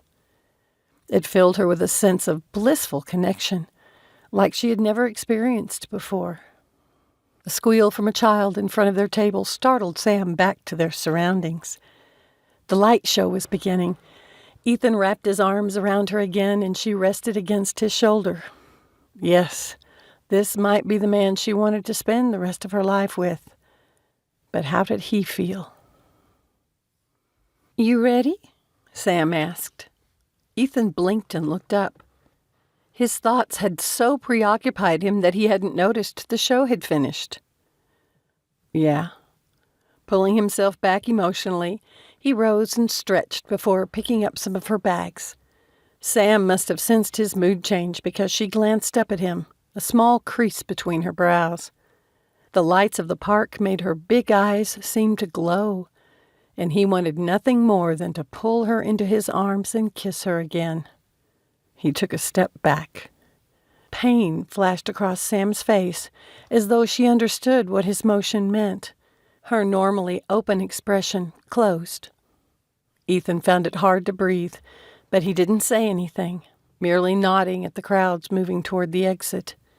He fought down an urge to make her smile again, but he had to stop being selfish, had to help her understand. I've got a lot of years left in school. He cringed at how lame it sounded, coming out of nowhere. 8 years of medical school and thoracic school, followed by my internship and residency. 11 years. Her voice sounded dead. Braden made it through school faster, but I'm not brilliant like him. Why do you keep doing that? Doing what? Ethan didn't know if he liked her irritation better. Always apologizing for not being this Braden. I'm getting really tired of hearing how wonderful he is. She shifted her backpack with a scowl. There's nothing wrong with graduating with your class and progressing like most doctors do. Don't diss Braden. Ethan stopped and turned to face her. I'm not. I've never met him. But he's not a superhero. I never said he was. No, you just worship the ground he walks on. Sam rolled her eyes and stepped away. Look. Ethan reached out and took her hand, but she pulled it back. He said, I'm trying to explain why I can't get involved with anyone. Trying to excuse why you led me on, you mean? She held out her hand. Give me my things. I can carry them for you. Her jaw clenched and her expression turned hard. I don't want your help. She grabbed the bags, and he let her take them. Sam took a step toward the gates, but spun around. Oh, and one more thing. You need to figure out why you want to be a thoracic surgeon. If you want to spend your life cutting open people's chests and messing around inside, then fine. I wish you the best. But if you only want to do it because it's what Braden does, then I feel sorry for you. Wait, what? My mother left my father because she wanted him to be something he didn't. A university president. All he wanted was to teach. It was the best decision for him because he's good at it. And he's made a big difference in a lot of people's lives. Sam's eyes glistened and her voice cracked with emotion. You've decided to give up a lot for this. You don't want to realize later that you've wasted it in pursuit of someone else's dream. Stunned, Ethan watched as she stormed away. What right did she have to tell him how to live his life, what his dreams were? A part of him said it had been a close call, that he was lucky he had stepped back, that she was high maintenance. Another part told him he was an idiot, and he needed to run after her. He shut down that voice. After waiting until she was out of sight, Ethan headed in the same direction. By the time Sam got back to the hotel, she was furious. She stomped into the suite and called for Rafe, but got no answer. She threw her backpack onto her bed before slamming the door and locking it. Breathing heavily, she paced her room before deciding to take a shower. Sam didn't know if she was angrier with herself or with Ethan. How could she have been so stupid? She had sensed that something had changed while they were watching the light show and had meant to ask him what was wrong afterward. But she'd stood and faced him. It had been like she was looking at a different man. He'd exchanged the tender expression for one of hardness. With that simple choice, he had crushed her. When would she ever be enough? Her phone pinged while she was towel-drying her hair. She hadn't heard the suite door, so she didn't know if Ethan had returned or not. It didn't matter, because she didn't care. Liar. She picked up the phone and read the message from her mother. You've had your vacation, and it's now time to be the grown-up and come to New York. We need you here. I'm emailing your plane ticket for tomorrow morning. I know I can trust you not to let me down. Sam stared at the message, a sense of inevitability washing over her. It was time to put on her big girl panties, step out of this fantasy world, and leave it, and Ethan, behind. She swallowed the lump in her throat and wiped the moisture from her cheeks before picking up her phone again and sending Rafe a text. Changing plans. Mother really needs my opinion on something in New York. She's emailed tickets and I'll be leaving early in the morning. Thanks for letting me join you on this trip. I'll head back to Colorado from New York. Give my father and Francie my love. She had to wipe her cheeks again after she clicked send. She would have to put off seeing her family until the holidays. A visit with her family at the same time Ethan was there went beyond what she could take. Rubbing the ache in her chest, Sam pulled her suitcase from the closet. Chapter 11. The sound of running water from Sam's room greeted Ethan when he entered the suite.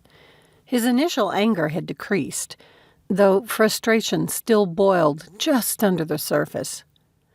How dare she say he wasn't chasing his own dream, that he worshipped Braden?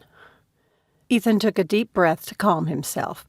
His initial impulse had been to knock on her door to ask if they could talk this through.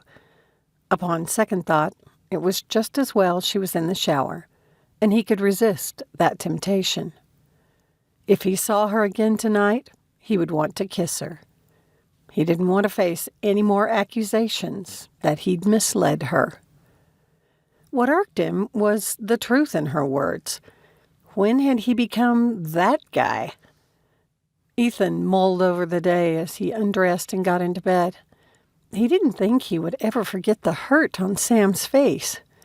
He had ruined the trip. Worse, he had damaged their friendship. How could he face the next years without talking with her? If Rafe didn't continue in school, there wouldn't even be the excuse of sitting in on his family chats. The upcoming years stretched before Ethan like a barren wasteland. His thoughts kept him from falling asleep until about 2. Not long after, he heard Rafe creep into the room. From the stealthy way he slipped into his own bed, Ethan knew better than to ask how his evening had gone.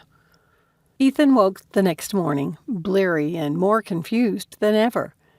His dreams had been full of Sam, and he hadn't been able to shake his sense of loss. Maybe after breakfast they could talk about it, like adults. He showered and dressed before wandering into the suite's living room. Rafe sat at the dining table eating a muffin. He glanced up. "Morning." He scrolled through his phone. "There are more muffins in the kitchenette." "Thanks." Ethan padded into the room and collected a large one and poured himself some juice. Yawning, he went back to the table and sat across from his roommate. He wanted to find out how things had gone with Tess, but he knew better than to ask. Instead, he pulled out his own phone and looked through the pictures he'd taken the day before. Most of them were of Sam. He rubbed the bridge of his nose, wondering how he could have messed things up worse. "Tess and I are going to the water park today," Rafe said. "You want to come with us?" Ethan frowned. They were supposed to go to the Ross Hughes Park for another day. Considering how upset Sam had been the night before, he didn't know what she might be willing to do. Maybe they could find their balance again if they spent the day together. "We're supposed to go to the magical realm." He glanced at her door and noticed it was ajar. Was she up? His pulse quickened. "Didn't she tell you?" Ethan looked back at Rafe. "Tell me what?" "She left." "What?" Ethan jumped from his seat and darted over to her door. He pushed it open and found the room empty, all her personal effects gone. The towels she had used lay on the floor in the bathroom for maid service to pick up. He turned back to his roommate. "Where'd she go?" "She really didn't tell you?" Rafe leaned back in his chair, his eyes narrowing. "Did you two have a fight?" "Yes, we had a misunderstanding." Ethan ran a hand through his hair. "Did she go back to Colorado?" "New York." "To her mother?" Ethan's chest felt hollow. "Victoria emailed her a ticket last night." Why would she go there of all places? Sam was afraid of losing herself around the woman, of not having the strength to stand up for herself. "Maybe I can stop her." Ethan strode toward his room. "You're too late, man. Her flight left an hour ago." Ethan stopped, shoulders hunched. He had done this by playing like a relationship between them was a possibility, when he knew he couldn't commit to anything. "What's going on?" Rafe asked. It looked like you two were getting really close. We were. Ethan rubbed his face. I realized after dinner that I'd let it go too far. I meant to set things straight with her when the light show was done last night. Rafe rose from his chair and faced Ethan, looking every bit the disapproving brother. What do you mean, set things straight? I can't get involved. You know that. I've still got 11 years before I can start practicing medicine. I don't have the time. You told her that after you two were getting all cozy? I didn't get a chance to explain. Ethan collapsed onto one of the chairs. She jumped on me before I could finish. My sister isn't a girl you can toy with. Rafe clenched his fists, looking like he wanted to hit something. Or someone. I thought I could trust you with her. I thought you could, too. Ethan looked down at his feet. Yesterday was, well, it was magical. I let myself get lost in a fantasy where I could have what I wanted. Is Sam the one you want? Rafe's voice had softened. Ethan's gut twisted. She was exactly the one he wanted. The sense that a future without her would be devoid of joy struck him as never before. He admitted to himself that he was in love with her. Yes, he said simply. Then go after her, you idiot. I can't, Rafe. Ethan clutched his hair in his fists. Braden's brilliant, and I'm not. If he couldn't make school and his first marriage work, I can't. Marriage? Rafe's eyes had gone wide. Ethan blinked. Marriage. He'd said it. And the truth that it was what he wanted with Sam settled on him with a surety. It felt right. You can't expect her to wait 11 years for you. You're saying I have to choose between her and medical school? Ethan asked, disbelieving. What is wrong with you? Rafe practically shouted it. You can have both. He grunted. If she'll have you now that you've proven what a fool you are. Ethan stared at him. What if he could do something that Braden hadn't been able to do? Ethan mulled over the idea. Did he dare risk it? Determination filled him. Yes, if she would talk to him again. The first thing I have to do is get to New York to support her while she's in the Viper's den. Rafe grinned. Let me see if I can find out where Victoria is staying in New York. Chapter 12. When Sam stepped into the baggage claim area, she noticed a man in a chauffeur uniform holding a sign with her name on it. How ridiculous that her mother would waste money on something so ostentatious. Sam debated ignoring him, but he must have seen a photo of her because his expression lit up with recognition. Welcome to Manhattan, Miss Diederik. He put the sign under his arm and took her roller bag. If you will follow me. Once inside the limousine, Sam considered the barrier between them. She was glad it prevented her from having to make small talk, but she felt shut off and alone, just like her life. Was this how all rich people felt? Isolated or superior? She was sure her mother felt the latter. Sam found it difficult to shake off her listlessness. She'd cried so much last night that it had left her drained, as though the tears had stolen her energy. When the limo pulled in front of a skyscraper, Sam stared up. She guessed it must be a penthouse at the top, with its bank of windows. The utility bill must be staggering. She'd read about the high cost that even dumps rented for in New York. What must her stepfather be paying for this place? Had he bought it, or was he renting? The chauffeur opened the door. Sam stepped out, suddenly conscious of her faded jeans and T-shirt. She didn't think she'd subconsciously meant to make a statement with her mother, but it pleased Sam that even in her depression she might have put up some resistance.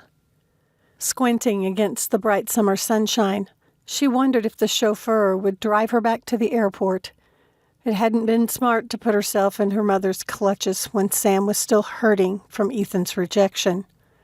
A better refuge would have been Boone, with her loving family. Except Rafe was taking Ethan there after Florida. The thought of him wandering around the beautiful old home brought back the lump in her throat.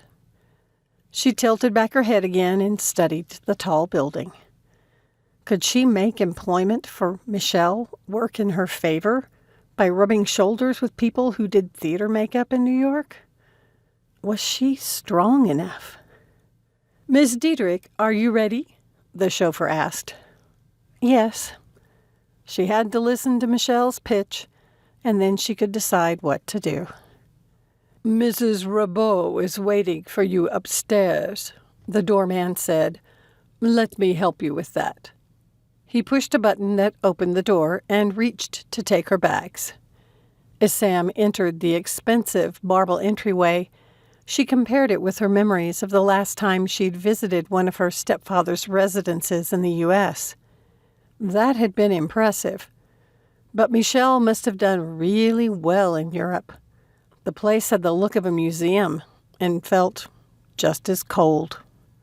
The doorman was saying something into a mic on his shoulder that she hadn't noticed before, announcing her arrival, Sam guessed. Forget Big Brother watching. Big Mother was plenty. He led her to an elevator with an operator. Sam had thought they were just things of the past, seen in old black and white movies. What a tedious job that must be. Unless they functioned as a secondary defense against unwanted visitors. One must not visit the penthouse uninvited, after all. The doorman introduced her to the operator, who also gave her a huge smile. "Your mother is looking forward to seeing you," he said. "That's all she's talked about the last 2 days." Sam nodded, not wanting to argue. What was her mother up to? Talking to lowly workers about her daughter? Victoria's superior attitude had gotten worse after marrying Michelle. Only in a fantasy world would Sam believe her mother held any excitement to see her. Thanks very much, but Sam had had more than enough fantasy lately. She could still run. Her sense of duty to family battled with her self-preservation. Duty won. She entered the elevator, and the doorman set her bags inside. "Thank you," she said. The man nodded and stepped back. The doors closed. "I'll take you right up to the penthouse," the operator said. Light jazz music played. She'd never been particularly fond of it, probably because her mother liked it. Sam wondered if it was standard for all elevators in the building or if the people in the penthouse got to choose the music they listened to as they rode up and down. It was a stupid thought, but better than wondering about whatever proposal her mother and Michelle were going to make. As the floor numbers increased, Sam shuddered. She'd never liked tall buildings, not since she had seen images of the Twin Towers collapsing and heard stories of people trapped inside them. It had given her nightmares. How could she ever make her home here in this city full of buildings too tall for ladder trucks to reach? The doors finally opened to a single entryway. It seemed the penthouse had its own elevator. "How many floors does the penthouse have?" she asked. 3, the man said. Of course. What was wrong with Sam that she couldn't understand how a man, a woman, and a small staff needed 3 full stories? Another wave of homesickness for Boone hit her. Her eyes stung, and she blinked. She couldn't lose it now, just before the meeting with her mother. "Ma'am?" Sam heaved a breath and exited the elevator. The operator deposited her bag in front of the door and pushed an intercom button. "Ms. Samantha Diederik has arrived." The door opened immediately to a large open room with a vaulted ceiling 2 stories high. The wall was a bank of windows. with an incredible view of Central Park. "Ah, Miss Diederik." A woman in an expensive-looking business suit entered the room. "Your mother is in a meeting with some of the designers." She pointed to the spiral stairs. "She has asked me to show you to your room to unpack. It may be a couple of hours before she's free to see you. In the meantime, she suggested you get acquainted with your new home." The woman turned and headed toward the stairs, assuming that Sam would follow her. Sam stared at the stairs. Her new home. Was that what she'd agreed to by coming here? Her mother assumed Sam would stay. She gave a mental groan. This shouldn't be the battle of her life, and she didn't have the energy to fight. Until she'd seen that look on Ethan's face, she hadn't understood. She'd set her heart on a them, but he hadn't wanted it, hadn't wanted her. Her eyes prickled, and she cleared her throat. "I'm not ready to go to my room yet," she said. "I'll wait here." The woman looked about to argue, but then gave a small shrug instead. "Suit yourself. If you need anything, just ring." The woman strode from the room. Sam walked to the tall windows and looked out over the park. This could be her home. Glancing around the room, she shivered. The sterile, modern look, with its neutral colors and stainless steel features, chilled her heart. She could imagine the room filled with fashionable people who were at the top in their fields, schmoozing and working business deals. Once again, her mind compared it to Francie's cozy, old-fashioned home, full of antiques and tradition, now also the home of 2 young children. Sam yearned to sit in the large country kitchen and help Francie experiment with a new recipe, to sit on the couch and read a story to the children. How could Sam balance life in a place like this with the one her heart wanted? Ever since Rafe had invited her to join them on the trip, and the subsequent planning sessions she and Ethan had shared, things had changed. If she didn't accept her stepfather's offer, she had to do something different. She'd thought herself happy in Colorado, but she'd done a lot of introspection on the flight to New York. Sam had accepted that going back to her old life would be dull now without Ethan. She could never face family chats again if he participated, not after putting her trust in him and being crushed. It turned out Ethan was a hit-and-run man, one who kissed and left. No, that wasn't fair. He just didn't have room in his life for her. So be it. Regardless, she had no desire to return to Colorado. She might move to California and see if she could get work in film makeup, or she might return to Boone. With summer theater and college plays during the school year, she could probably eke out a living. She might even accept Michelle's offer and live here. Sam glanced around again. Today should have been a second day in the theme park. Her thoughts drifted back to the day before and how much fun it had been. Until the very end. Maybe, given time, she would eventually look back on it and see only the pleasure. For now, she had to prepare to face her mother. At least she wasn't a dark lord out to destroy Sam. Or was she? As soon as the plane landed, Ethan turned his phone off airplane mode and checked for a message from Braden. Nothing yet. Ethan's luck had finally gone in his favor. His brother was in New York for meetings with some of his old associates for a regional surgery center in Billings. After doing some research about Sam's stepfather and remembering what she'd said about her mother, Ethan had decided he needed some high society help. So he'd enlisted his brother. He might live on a Montana ranch now, but Braden had grown up on a famous estate on Staten Island.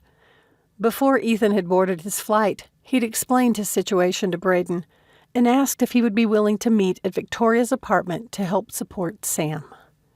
"Wouldn't working with a famous designer be a good career move for her?" Braden had asked. "No. She said the guy creeps her out. But the worst part is her mother's manipulations.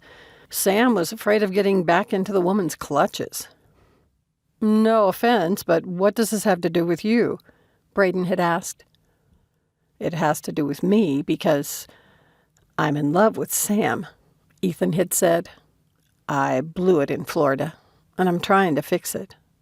"Will she be joining the family?" Ethan's heart had pounded so hard he had to catch his breath. "If she'll have me, she will." "Good. I like the sound of her. Let me make a few calls and see what I can arrange." Chapter 13. It turned out to be nearly 3 hours before the assistant returned. "Your mother can see you now." "I think I should use the bathroom first." Sam put down the magazine she had been trying to read. The mindless fashion magazine held glossy photos of anorexic women who could get roles in a film about Nazi prison camps. She knew that Michelle favored ultra-thin women, and her mother, who'd never been heavy, had lost a lot of weight since marrying him. Sam had gone through a phase, before she'd met Francie, where she had tried to be thin to win her mother's approval. It'd been her stepmother who had saved Sam from that. The assistant's expression turned irritated, and she glanced at her watch. "There's one through there." She pointed down the hall. Sam took a minute to check her appearance. Lack of sleep made the circles under her eyes more pronounced.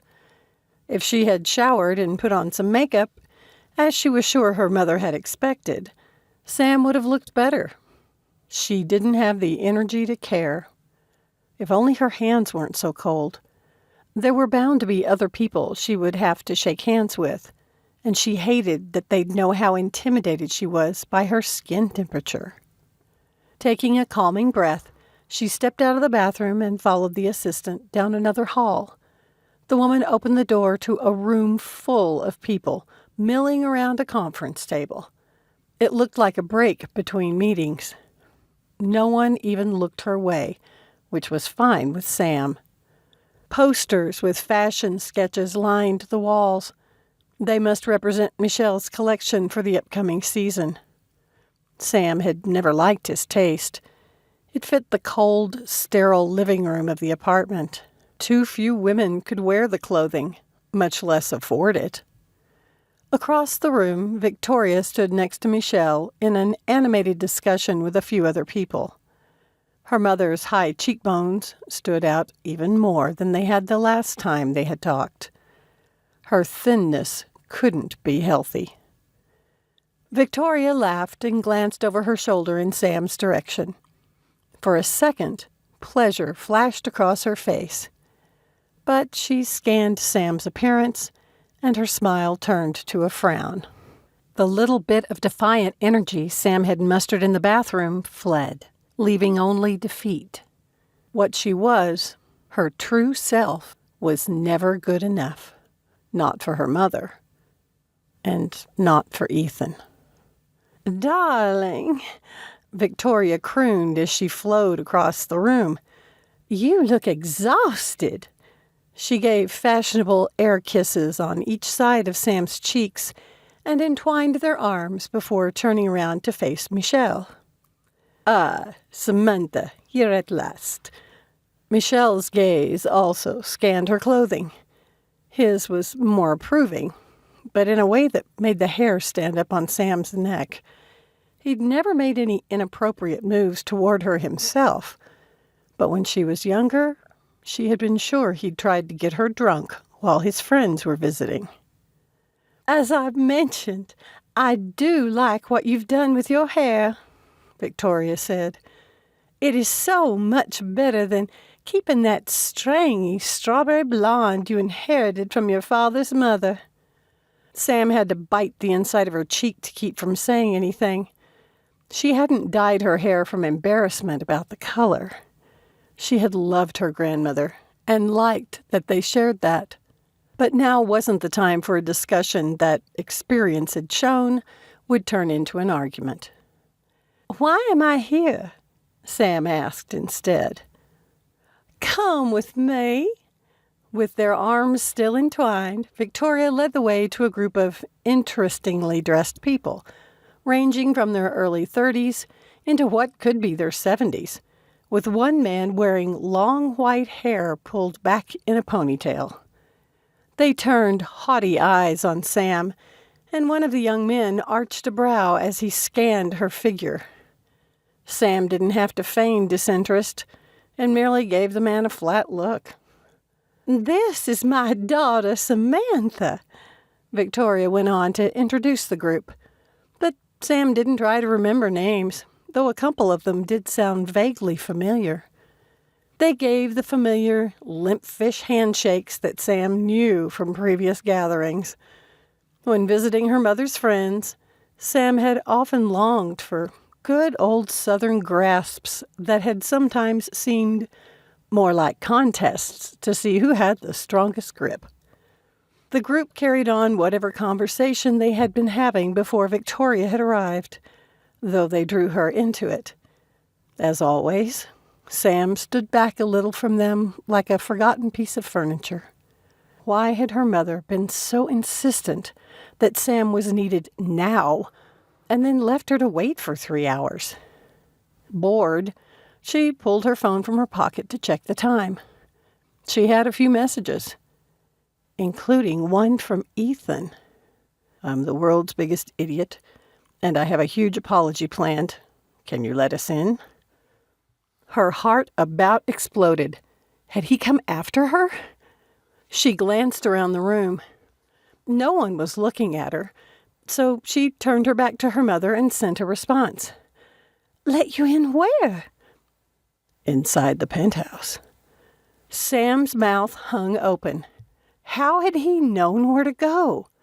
Rafe. Was her brother with him? She had no idea how Victoria would take having him here. "You're downstairs?" "In the foyer." "Why?" "To support you in whatever you decide to do with your future." Her heart soared, and she covered her mouth. What did he mean by that? She tried to calm herself, unwilling to believe there was anything more to his motives than repairing their friendship. But he cared enough to come all the way to New York to do it. Whatever it was, she accepted it. Sam texted a reply with shaking fingers. "I'll be right there." When she moved toward the door, her mother grabbed her arm. "Where do you think you're going?" "I have some friends who've just arrived." Sam ripped her arm free, energized for the first time since she'd seen that look on Ethan's face last night. "I need to let them in." "You invited friends to my home?" "I thought you said this was going to be my home, too. I have my own room here, but I can't have my own company." Sam grinned as she backed up, not caring that everyone was looking at them. She was not alone in this, and she hadn't dragged her father or Francie into it. She practically ran from the room and to the door. The elevator was open, the operator flustered. He obviously wanted to keep the people inside from entering the foyer, but he seemed intimidated. Rafe wouldn't be able to do that. It had to be someone else. "I'm expecting some friends," Sam said, breathless. "Have they arrived?" "Sam!" Ethan rushed past the poor operator and pulled her into his arms, kissing her forehead, then her cheek, and finally her mouth. With burning eyes and a heart about to burst, she wrapped her arms around his neck and returned the kiss. He couldn't want just friendship if he was making her dizzy with his kisses. A cough from behind him made them pull apart. "Yes, Braden, I do believe our Ethan is finally in love," a woman's familiar voice said. Ethan turned, but kept an arm around Sam's shoulders. She heard people coming from her mother's apartment, but Sam didn't look back. Instead, she stared at the small group of people still in the elevator. There were 4 tall men and 3 women. They all grinned at her. "You know Olivia Howard?" Sam whispered, unable to take her eyes off the famous talk show host. "She's family." Ethan kissed Sam's cheek again. "Sam, I'd like to introduce you to some of my family. The really tall one there is my brother Braden, whom you hear me talk about all the time." The big man arched a brow at Ethan, but extended his hand to her. Biting her lip, she took it. His firm yet gentle grip made her Southerner heart proud. "The tall lady is my sister Ashlyn, and that's her husband Darcy. His brother Mal is next to him, and that's his wife Elle. You already recognized Olivia, and that's her husband Yori." "Yori Virtanen?" someone exclaimed from behind her. "I own some of his paintings." "Samantha!" Victoria moved beside Sam and said breathlessly, "You should have told me you expected such distinguished guests." Her mother actually seemed flustered. "She didn't know we were coming." Ethan stepped back so he stood in front of his friends and family, but he hadn't released Sam's hand. It was like he was giving her a choice. She could stay with her mother, or she could go with him. Her heart yearned to be with him, but she needed to hear him say that she was the one he wanted. He must have understood her hesitation, because he dropped to one knee. People on both sides gasped. "Samantha Diederik, I love you. I've been in love with you for years, but I was too stupid to admit it. I've made all kinds of lame excuses for why I couldn't marry until I finished school. Medical school will take up a lot of my time, but I can't face a future that doesn't include you. Will you marry me?" "Now or after you're a doctor?" she asked. "Now." "Yes." She pulled him up and threw her arms around him again. "Wait just one moment." Victoria moved as though to pull Sam away. "He's that rancher's son. You can't marry him." Braden stepped beside his brother and put an arm on Ethan's shoulder. "I have plans for my daughter," Victoria said, her voice low and ominous. Braden put his other hand on Sam's shoulder. With her fingers laced with Ethan's and his extended family behind them, she found the strength to face Victoria. "I have my own plans, Mama." Victoria's eyes flashed to Ethan and then back at Sam, and she hissed, "You can do better than a doctor." "Just a minute there," Braden said, his tone humorous. "I resemble that remark, and cardiothoracic surgeons rule." Ethan chuckled. "Pediatricians do too." He sent Sam a knowing glance. "Did you know that Ethan's brother and sister grew up on their family estate, Winterwood?" the man Yori asked. Her mother blinked in recognition of the name, and several people muttered, "Thank you." Sam felt grateful for what was clearly some impressive name-dropping, even if it meant nothing to her. She glanced over her shoulder at the blond man, who winked at her. She faced her mother again. "It doesn't matter to me what their social standing is." She released Ethan's hand and threw her arms around Victoria and whispered, "I know you love this lifestyle, Mama. You thrive in it." Sam let go of her and stepped back to meet her mother's gaze. "It's not for me. It's never been for me. I could not be happy living this life." Her mother's eyes glistened with the first real emotion Sam could remember in years. Victoria blinked, and it was gone. She gave one of her fake chuckles and waved her arms to the crowd behind her. "What can I say? They're in love." She strode to Olivia and entwined their arms. It is wonderful to have you here. Please come in and join us for some light refreshments. I would love to, Mrs. Rabot, but I must get back to the studio. Olivia deftly extricated herself, and her husband was at her side before Victoria could argue. Another huge man who looked like he might be a bodyguard hovering behind them. Perhaps another time.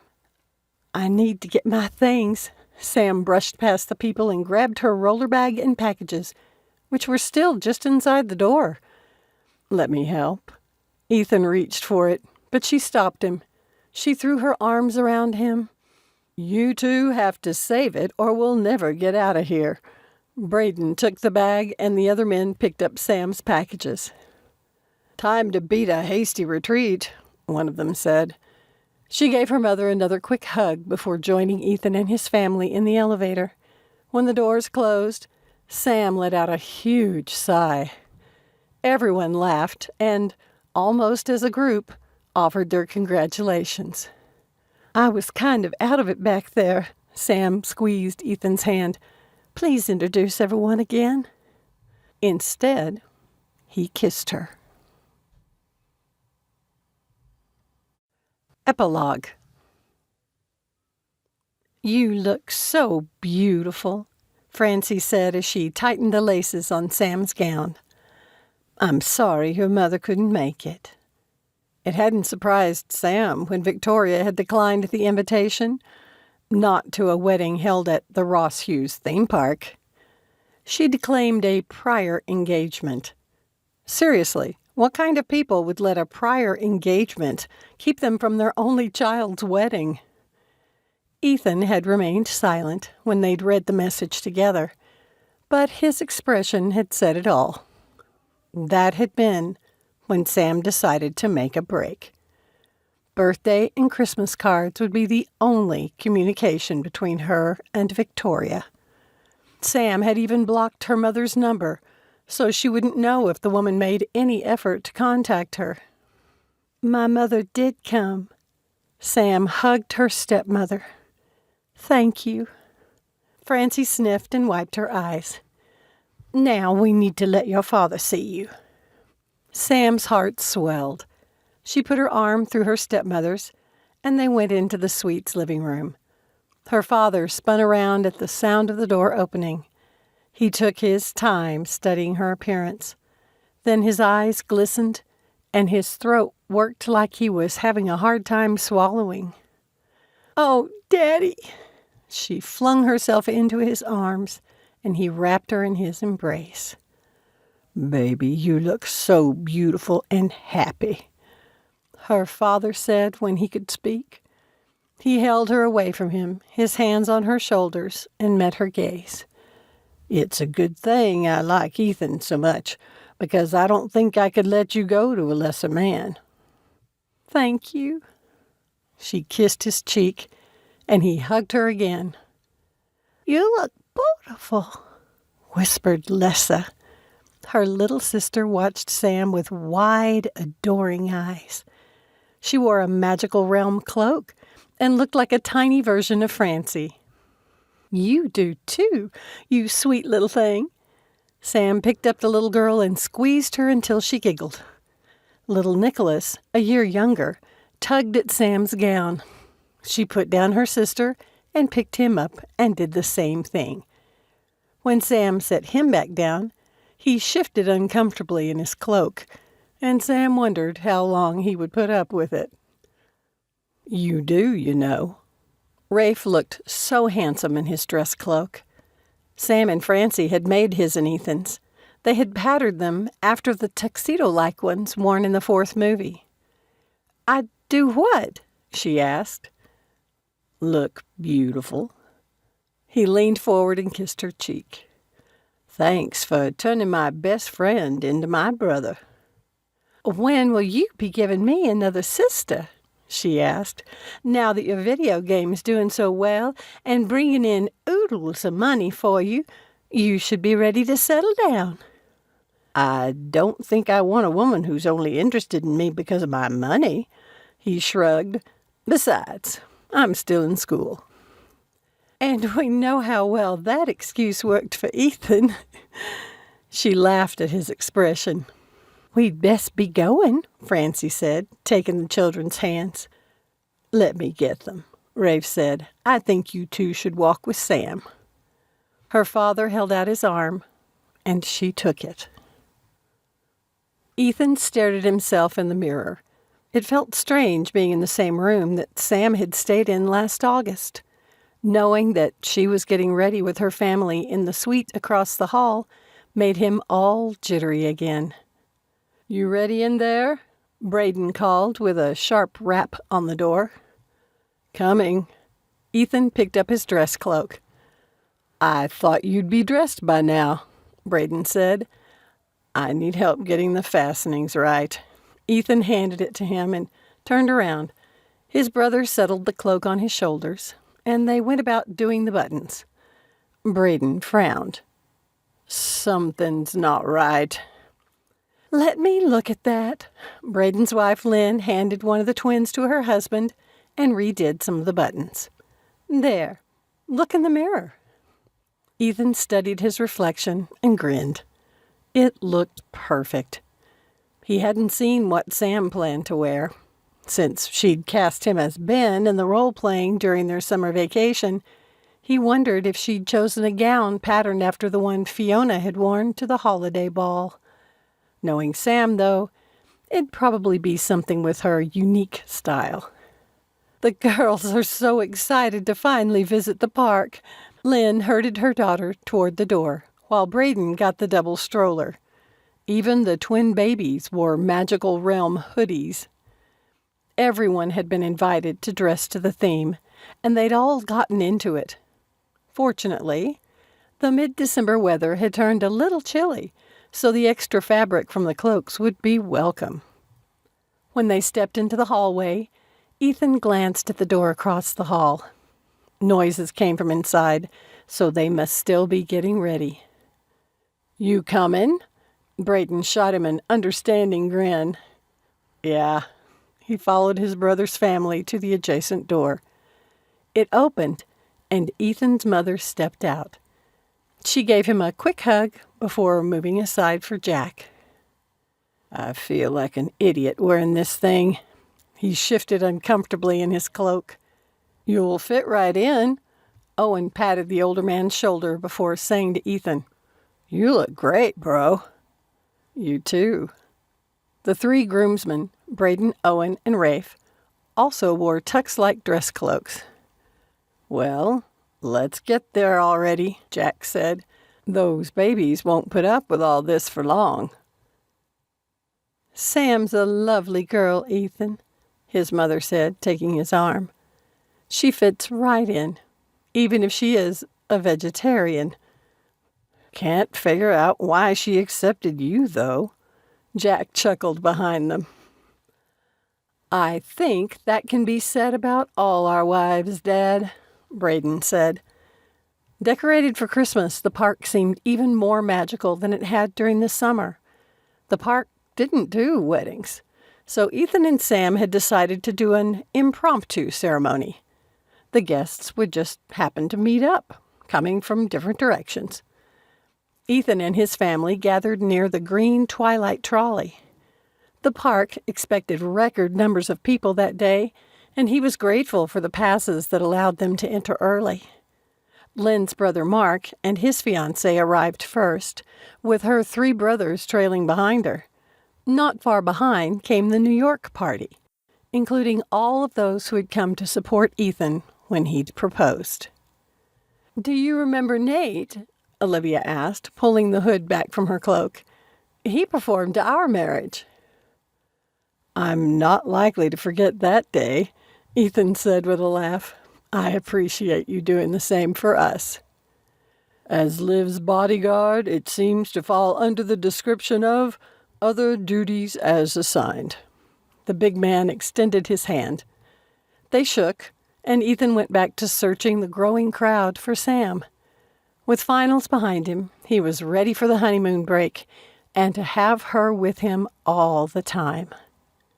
"I'm happy for you." Jack put his hand on the back of Ethan's neck and gave it a gentle squeeze. "I've never told you how proud I am of you. You might not have my DNA, but you're every bit my son as if you did." Ethan tried to speak, but the sudden lump in his throat made that impossible. He wanted to embrace the man, but knew better. "Thank you for being my father," he finally croaked. Jack said nothing but cleared his throat, refusing to look at Ethan. "Is that them?" Jack pointed to 4 adults in magical realm cloaks, holding the hands of 2 young children. "It is." Ethan's heart swelled. Walking between her father and Francie, Sam wore a delicately crafted cowled black cloak with flashes of a pale gold lining as she walked. Rafe brought up the rear, holding the hands of 2 kids whose heads jerked back and forth as they tried to take everything in. Sam met Ethan's gaze and smiled. He wanted to run to her, but Jack put out his arm. "Let her come to you like she's walking up the aisle," he whispered. Sam's parents must have had the same thought. Francie stepped back with Rafe, and Alex extended his arm to Sam, who took it. Someone behind Ethan turned on the theme song from the movies, and Ethan chuckled. How appropriate. They finally reached him, and Alex met his gaze, his eyes glistening. With great solemnity, he put Sam's hand in Ethan's and stepped back. "I love you," she whispered as they turned to face Nate. "Thank you for coming to celebrate the union of Samantha and Ethan," the big man began. "It marks not only the beginning of a new family, but is a commemoration of the love nurtured and shared between them as they embark on a new life together, built on the foundations of trust, compassion, and mutual respect." He looked at Sam. "I invite the couple to share their vows, beginning with Samantha." Her hand trembled in Ethan's as she turned to face him. "I have never wanted a Prince Charming to sweep me off my feet, but I got one anyway. I never needed a magical happy ending, but I got it anyway. I only wanted you, Ethan. You make me laugh and join with me as we embrace our inner nerds. I promise to never be a boring adult, to always be your friend in love, to be the Fiona to your Ben." Sam's voice broke with the last words, her eyes glistening. "And now, Ethan, your vows," Nate said. He had to cough to get rid of the lump in his throat. "I can't promise that our life will be perfect." Ethan cleared his throat again. "But I do promise to fight for our happiness. I promise to try to make each day an adventure and to raise our children to be geeks just like us. I promise to be at your side, supporting you when times are rough. I love you, Sam, and promise to make sure you're never sorry you gave me a second chance." "Samantha," Nate's voice took on a chanting quality, "do you take Ethan as your cherished husband and promise to stay with him through sickness and health, joy and sorrow, so long as you both shall live?" "I do." "Ethan, will you take Samantha as your cherished wife and promise to stay with her through sickness and health, joy and sorrow, so long as you both shall live?" "Always." At the tears that suddenly flooded her eyes, Ethan knew he'd chosen the right response. Nate went through a simple exchange of rings. He then held up a Conjurer 1000 broomstick, and one of the children cried out with excitement, "Can I have one of those brooms?" One of the tween boys asked. "We'll see, Noah." "Shh," Lynn's brother Mark said. "Samantha and Ethan," Nate continued, "your vows have sealed your union. but jumping over this broom will move you into your new lives together." He laid the broom horizontally on the ground before them. "Think about all the magical moments that have led you here. Please join hands and leap into your next great adventure together." Ethan grabbed his cloak with his free hand, while Sam did the same with hers, and they jumped over the broom. "Samantha and Ethan, with the power vested in me, I pronounce you to be married. Ethan, you may kiss your bride." Ethan pulled her into his arms and pressed his lips to hers. She wrapped her arms around his neck, and the crowd cheered. "Can we finally go on a ride now?" one of the children asked. "Yes," Ethan whispered to Sam, "and what a ride we'll have." He kissed her again. Thank you for listening to King's Crossed Lovers. You'll want to check out Rafe's Happily Ever After by listening to Hiding with the Billionaire. And be sure to subscribe to my channel to know when new audiobooks or other fun videos are available. This has been King's Crossed Lovers, Safe Harbors Number 4. Written by Donna K. Weaver. Narrated by Vicki Pierce. Copyright 2018 by Donna K. Weaver. Production copyright by Donna K. Weaver.